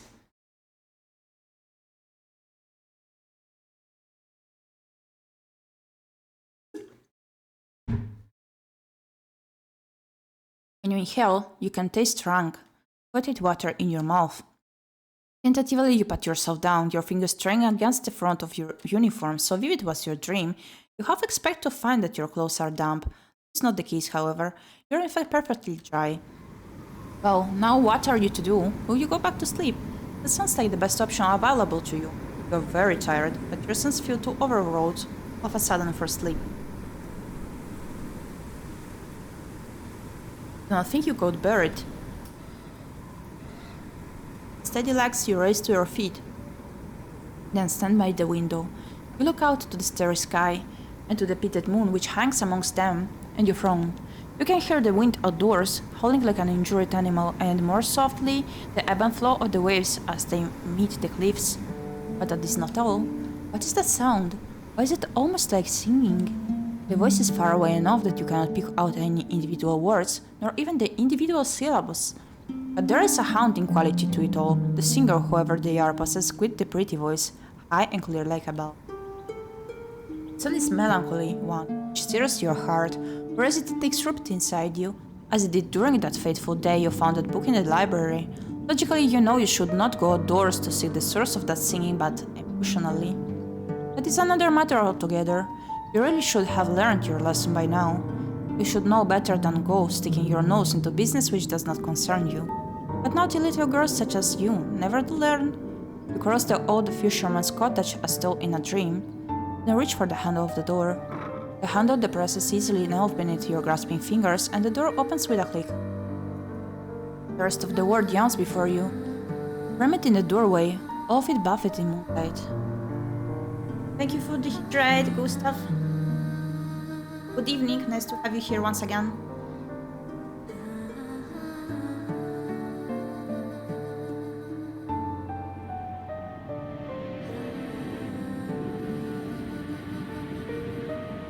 Mermaid it is.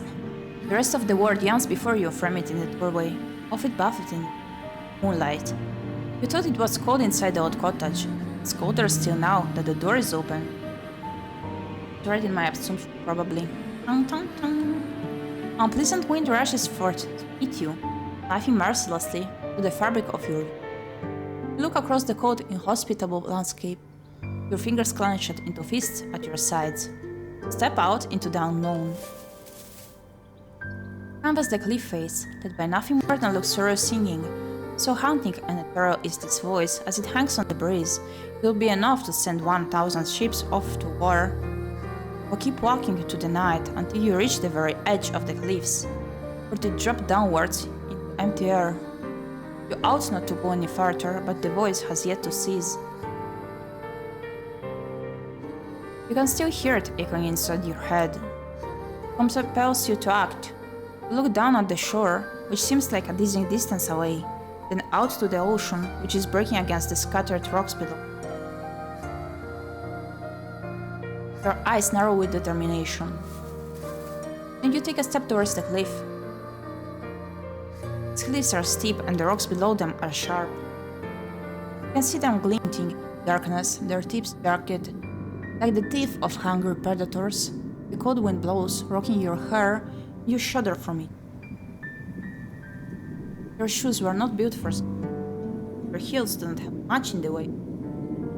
Particularly not when the cliffs are so steep. Clinging to the cliffs is no small feat, yet you are determined to ease yourself down to the shore, in one piece preferably. Wind is so powerful it feels as though there is something deliberately malicious to it. You wonder during your descent, it means to knock you off your perch on purpose, to cast you down to the rocks below. Oh, if that is what it wants, then you refuse to give it the satisfaction. You can be awfully stubborn at times, and now is one of them. Not a very wise decision too. You continue to claim. How long have you been at it now? Until at long last you fit it the shoreline below. You have made it, and you did not sustain too many injuries. Your palms are throbbing, yes, after gripping these rocks, and you might have a few cuts, but your wounds are of a shallow and superficial sort. Things could have been worse. You flex your fingers, they feel uncomfortably numb, and cold alongside it. Your skin is prickling, but at least you can still feel discomfort. This is still attached to your bones, where it ought to be. Vital organs concealed within the hollow cavity of your body. You have a lot to be thankful for. This night has, by and large, been quite successful. There are no longer any obstacles between you and the mysterious voice which lulled you outdoors. Now you must find them. You set off down the shore, on the hunt of the singing voice which has captivated you so. You sidestep sharp, jagged rocks which jut out of the sand like teeth. The rocks which cannot be circumnavigated. Meanwhile, you clamber over, all the while the sound of the sea mingles with that of the singing. It provides an ethereal, haunting backdrop to your exploration, one which further adds to the surreality of your moonlight stroll. The waves lap against the shore, caress it shyly, pushed and pulled by the bleached white moon which hangs overhead. The oceans that you have seen in your library books were all blue as sapphires, but this ocean is different. It is so late at night, I looked back instead. The undulating surface of the water reminds you of a mirror toe. Its depths are even deeper and much more mysterious. A sense of foreboding settles upon you, but you try to quash it. You will not let yourself be afraid. There she is! You round a corner, your feet unsteady in their sensible brown shoes, and then, at long last, you see her. There's a woman sitting upon a rock, out in the ocean. The woman's eyes are closed and her lips are parted, her expression soulful. She is singing. Her hair, which is fair, flutters around her face like a shroud, which adds to her otherworldly aura. I really like the detail in this art piece, the transparent bits of hair on the mermaid, and the blue that they use it for detail. so pretty. Her eyes may be closed, but her lashes are long and luxuriant like a doll's. Her lips, meanwhile, which are parted in song, are soft like a freshly plucked petals of a flower. Her face is perfect, as are her proportions. Her neck is tall and slender, like the stem of a flower. As for the lower half of her body, meanwhile, well, it is nothing like anything you have ever seen before. It is here and here alone that the woman betrays your narrow human definitions of beauty. Her legs are non-existent. Rather than two awkward appendages, this woman has instead the sleek, shimmering tail of a fish. Is she not then a human? She cannot be, not with a tail like that. This unusual sight makes you gasp, and quite audibly at that. You don't mean to be rude, but you cannot help yourself. Humans tend to react poorly to things they don't understand. At least you do not scream, that would be even ruder. Oh my. You mean to observe the mermaid from a distance, but it would appear that your shocked gasp was loud enough to attract her attention. The fish-tailed vision sitting upon the rock is looking at you. Her gaze is so piercing it feels almost as if she is looking through you. Your heart seems to stop inside your chest, as if by some manner of magical spell. You thought the mermaid pretty when first you observed her sitting on that outcrop of rock, her face turned in profile. While she is looking at you, however, you can see that you are mistaken. She's not just pretty, she is beautiful, so much so it is almost unnerving. She looks as though she has stepped out of the pages of a picture book. Simply too perfect to belong to this world. Perhaps she is some kind of vision, a waking dream, a hallucination. But no, she's none of those things. Her tail might be an impossible thing, but its scales look sleek and wet regardless, like those of any fish one might find at the market. Its scales are iridescent, and bathed beneath the light of the moon, they seem almost too low. The sight of her later takes your breath away. Oh, thank you so much for the subscription. I hope you enjoyed the emotes, although they are like mainly free to use emotes, as I couldn't afford to omission any of myself just yet. Thank you so much, very appreciated. Thank you, Gustav. The sight of her later takes your breath away. Enjoy the emotes. Welcome, keep it up. You look at the mermaid. She looks back at you. You prepare yourself, expecting some sort of altercation. But the surprise soon fades from the mermaid's face. Her lips, which once were pursed in a frown, now shift upwards. She's smiling. Then she says, in a refined sort of a voice, My, it really is good to see a human again. Particularly a human girl. I was beginning to fear that your kind had all disappeared and I would no longer have anybody left to tell me of the word about the waters. My, this is quite the effusive greeting. The mermaid's introductory speech is positively brimming with the excitement of a sweet girlish variety. It is rather more amicable than the fine polish of her syllables would one suggest. You might be a well-bred lady yourself, with an accent to match, but you cannot help but feel overwhelmed. Anxiously, you observe the mermaid, and you ask her what she means. What happened? As to that, I'm afraid I cannot say. I have been sitting on these rocks and singing for many nights, but nobody has come to see me. There have been no lovely humans for me to play with. I was beginning to wonder whether your kind had disappeared altogether. I feared some manner of calamity had occurred while I was somewhere beneath the water's surface and your kind had been eradicated. You shudder, then reassure the mermaid to the contrary. You do not know about the human that she used to speak with, but you, at least, have not been eradicated. You are still here. Yes, well, I can see that, the mermaid answers with a light laugh. It really is a relief. My fellow merpeople who live beneath the water told me not to worry so, but I could not help myself. I have always been fond of you humans. It was rather sobering, sitting here night after night all my own. You get so lonely here. Now that is an interesting turn of phrase, it catches inside your head like a burr. Have you heard it before? Twice already. So dear human, did you say that you are unfamiliar with these parts? Hesitantly, you examine the mermaid. Doubtless though you might be, at times you're not so very self-centered that you can detect the note of longing in the mermaid's voice.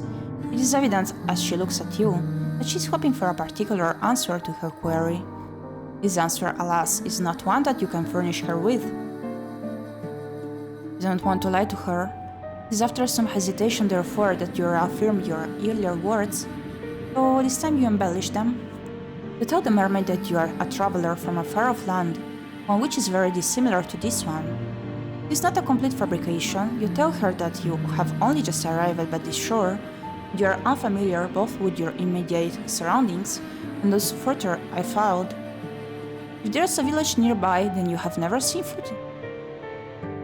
You don't know what this village is like, nor how many inhabitants it boasts. You don't know if a calamity, as the mermaid grimly supposed, has struck its land. But if she fears, all the humans within the immediate vicinity have been laid low by some mysterious malady, then she needn't worry on that score. You are still alive. Are you not, you wonder, enough to satiate your curiosity with the human realm? Yes, that is true, you are here. I am grateful naturally for your company, although... Wistfully the mermaid sighs. I was rather hoping you might be able to bring some news of the nearby village and of its inhabitants. This makes you wonder, was there a particular person from this village she was close to? So you were able to work that much out? The mermaid answers with a small smile. You're an intelligent one, aren't you? Your past professors will beg to differ on that score. You were always awful when it came to academics, mathematics in particular. You could never get your head around all of the numbers. Your stern, stony-faced maths professor used to despair in you. But she's not here. None of them are here. It's just you now and the mermaid, and she does not need to know about your deep, small academic record.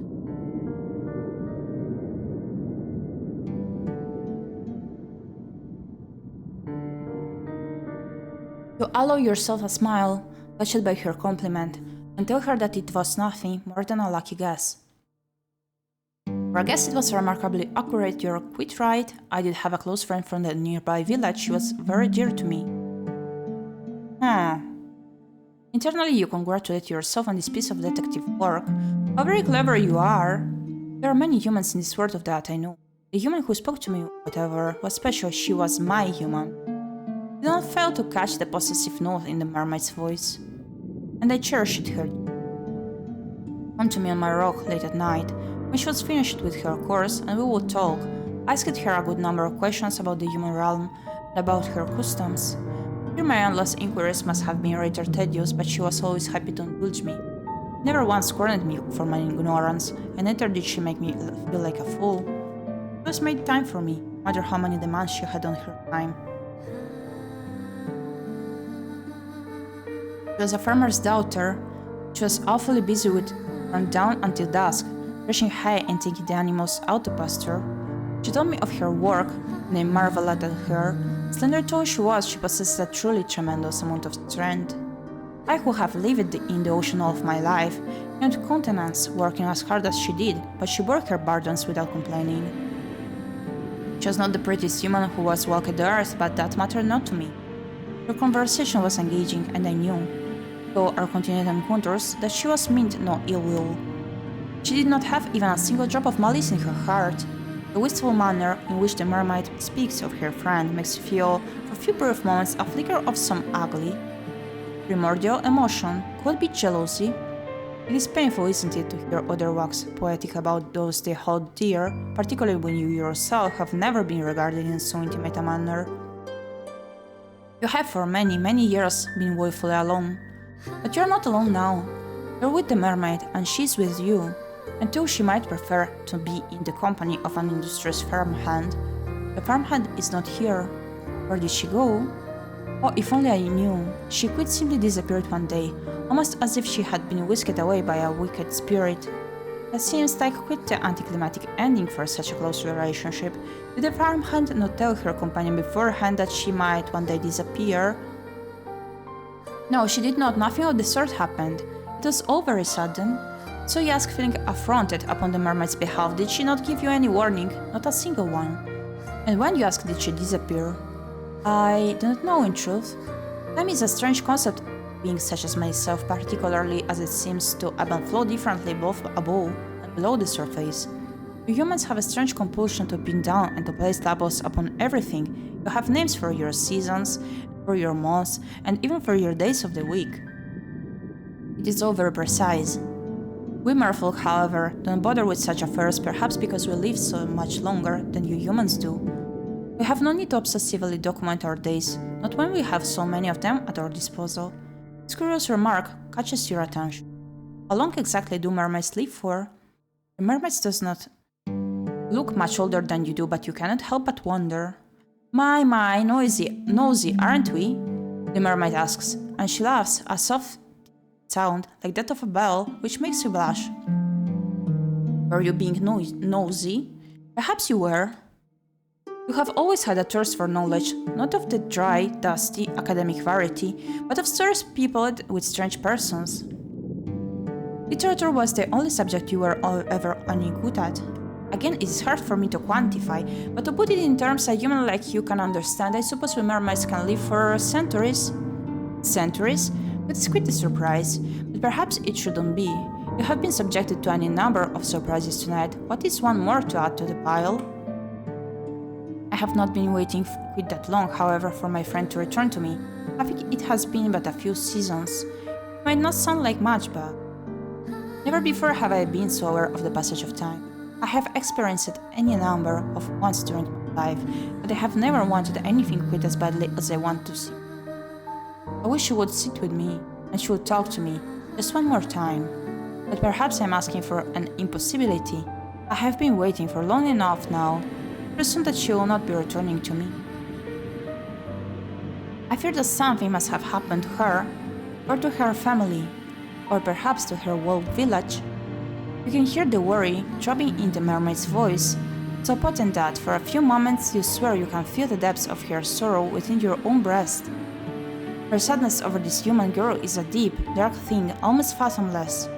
You cannot let yourself indulge it for too long, otherwise you fear you might drown in it. Briefly, you tell the mermaid once more that you cannot help her. You are only a traveler after all. The gravedigger probably had a doing her.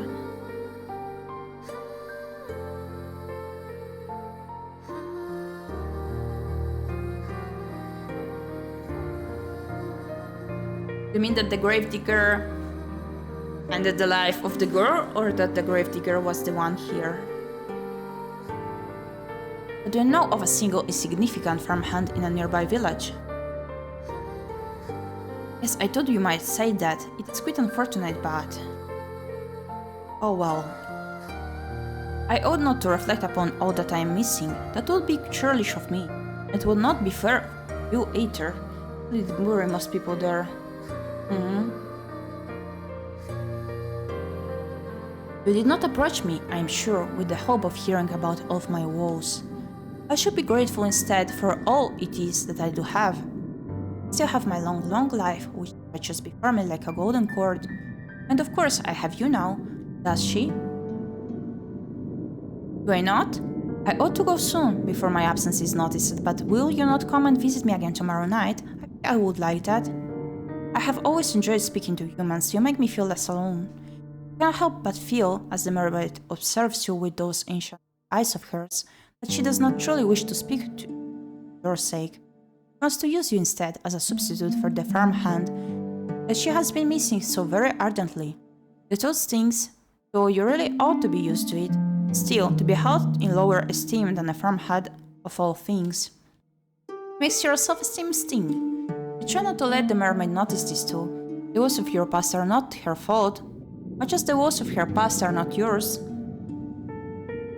It is silly, in any case, to be jealous of a girl who might very well be dead. That is what you tell yourself. It's the only way to prop up your bruised sense of self-worth. Would, you told the mermaid, after a pause, like to see her again? You like that very much. Oh, thank you.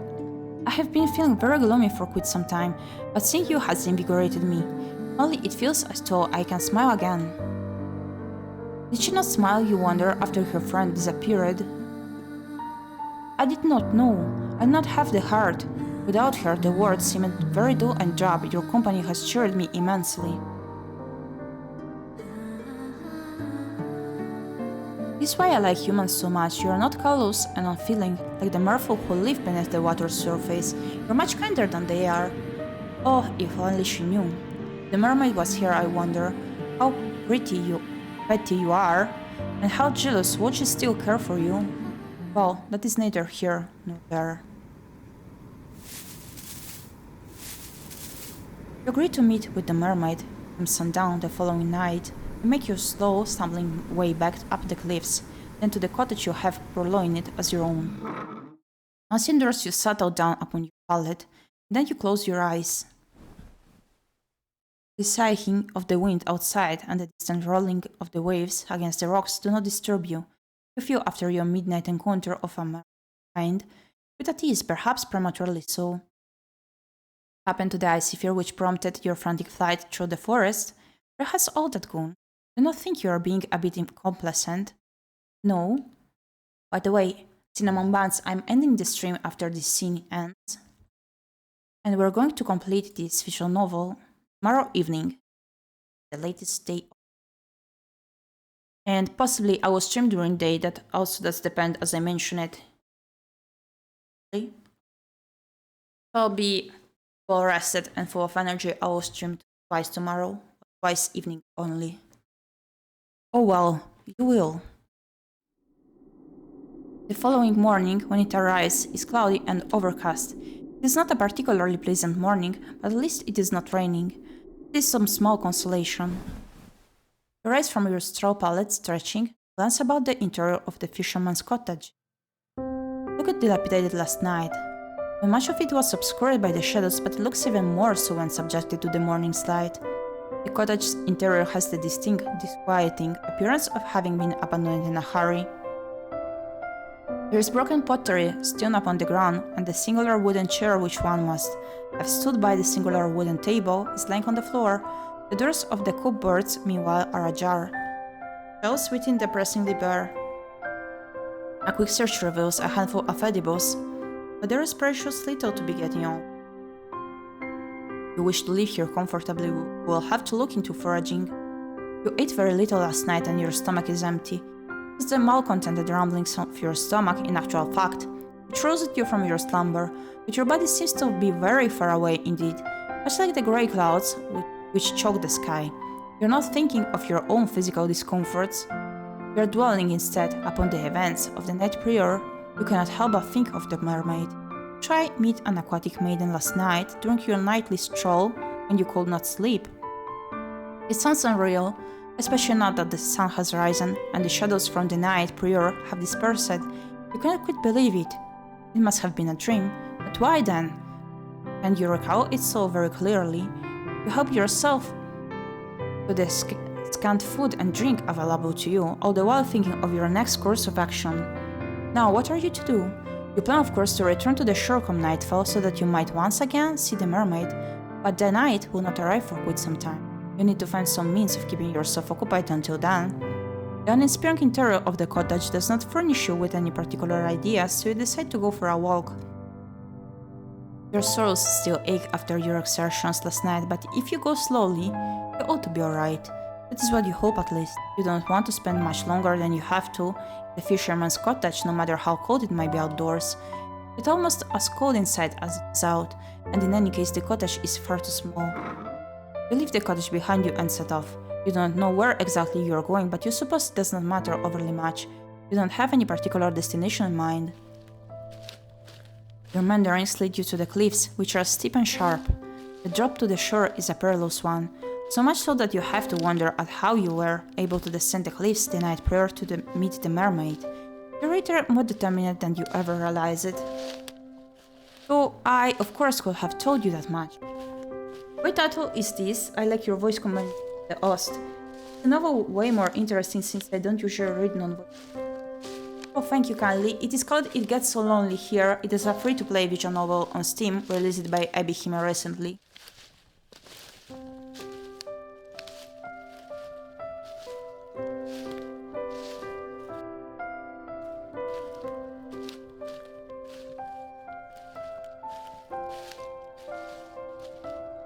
Oh, I, of course, could have told you that much. You are surprisingly capricious for such a small, slender human. You walk along the side of the cliffs, keeping a sensible distance away from the drop to the shore.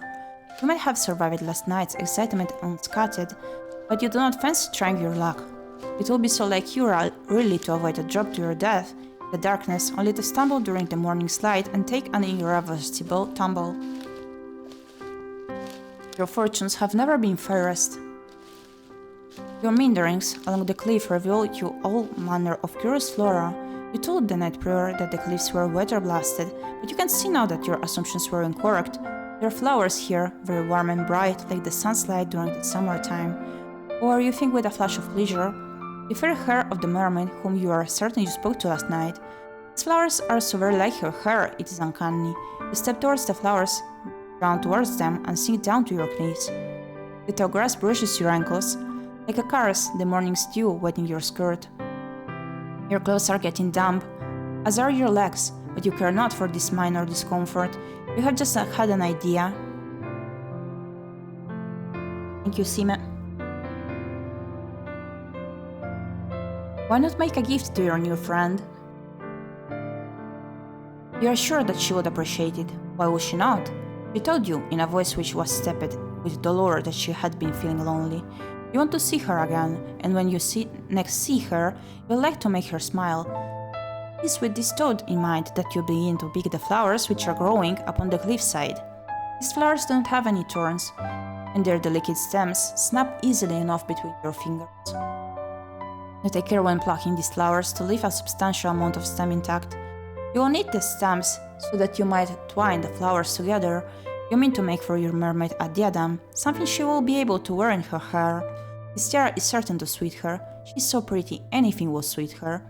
You continue to work slow and steadfast, as the weekend sun shines. It takes time, but you are eventually able to fashion something you are satisfied with. You only hope the mermaid will feel similarly, if indeed she really does exist. Carefully you pocket your makeshift diadem, then decide to forage for some food. You discover during your search some fruit trees, whose sweet burdens are enough to fortify your spirits, for the present at least. It is fortunate really that you are so excited about your moonlight rendezvous with the mermaid. If you were less focused upon the future and dwelt more in the immediate present, you might have more of an appetite. Thank you, check it out the description under the Yuri tag, which is interesting, yes. It does feature quite unusual traits here, according to other titles by IB Him.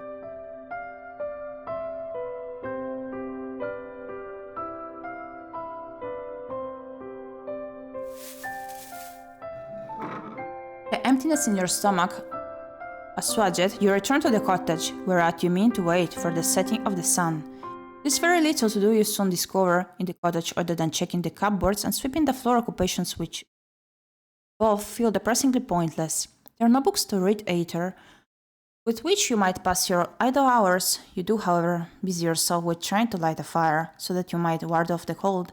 The time is horribly slow in passing, in part because you have precious little to do, but also because you cannot stop thinking of the mermaid. Will she really return to the shore, as she said she would? Can you truly trust her? Oh, you hope that you can. If she were not present at your designated meeting place, you'll think you would die from disappointment. Seconds continue to trickle by, unchecked by any hourglass, and as they do, the sun sinks beneath the horizon. Part of you worries, however, that it might still be too early to search for the mermaid. Will she be there yet? You sit there, your stomach tied up in anxious knots, and as you listen to the wind which buffets your windows, you hear it. The sound is faint, but you recall it well from the night before. There's a single solitary voice outdoors, tempest-tossed amidst the rolling waves. The voice is a high, clear one, silvery, if indeed voices can have colors, like a finely polished dinner plate in a noble woman's home. The voice belongs, of course, to the mermaid. Stop time. Indeed it is. I'm gonna stop here. Join the Discord use under my nickname Gas, so you can see what kind of VMs I play from time to time as well. I appreciate it. I hope you will enjoy your stay on my Discord server. You're very welcome. Very happy to hear so.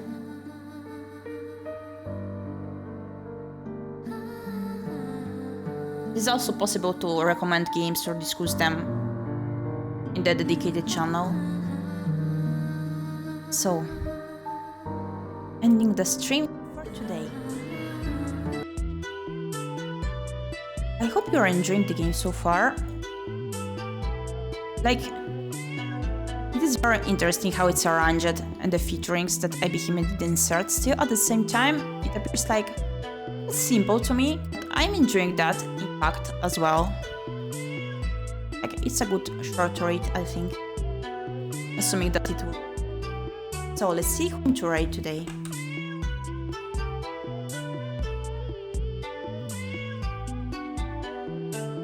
Whom can we?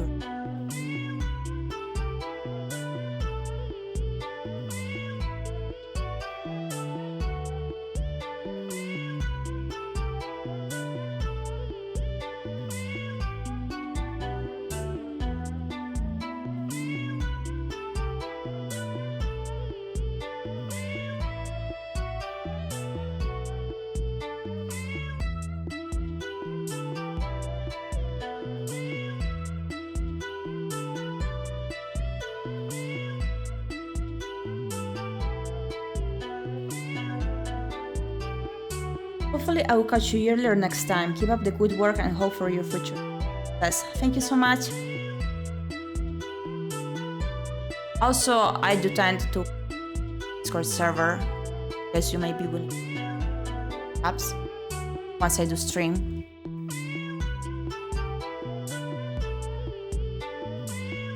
You can check the roles for the notifications and whatnot.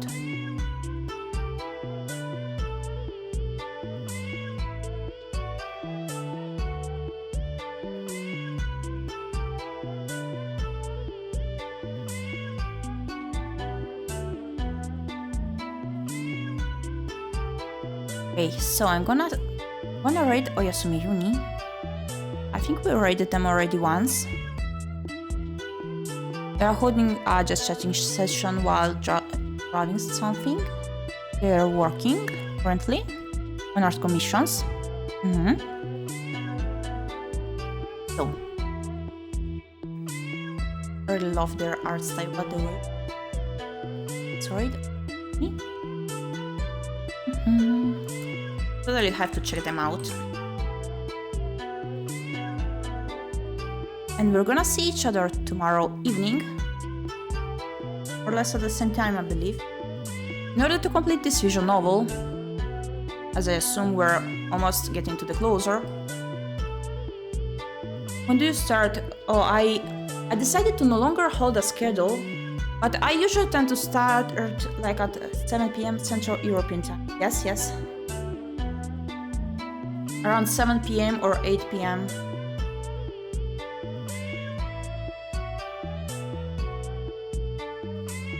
In the raid.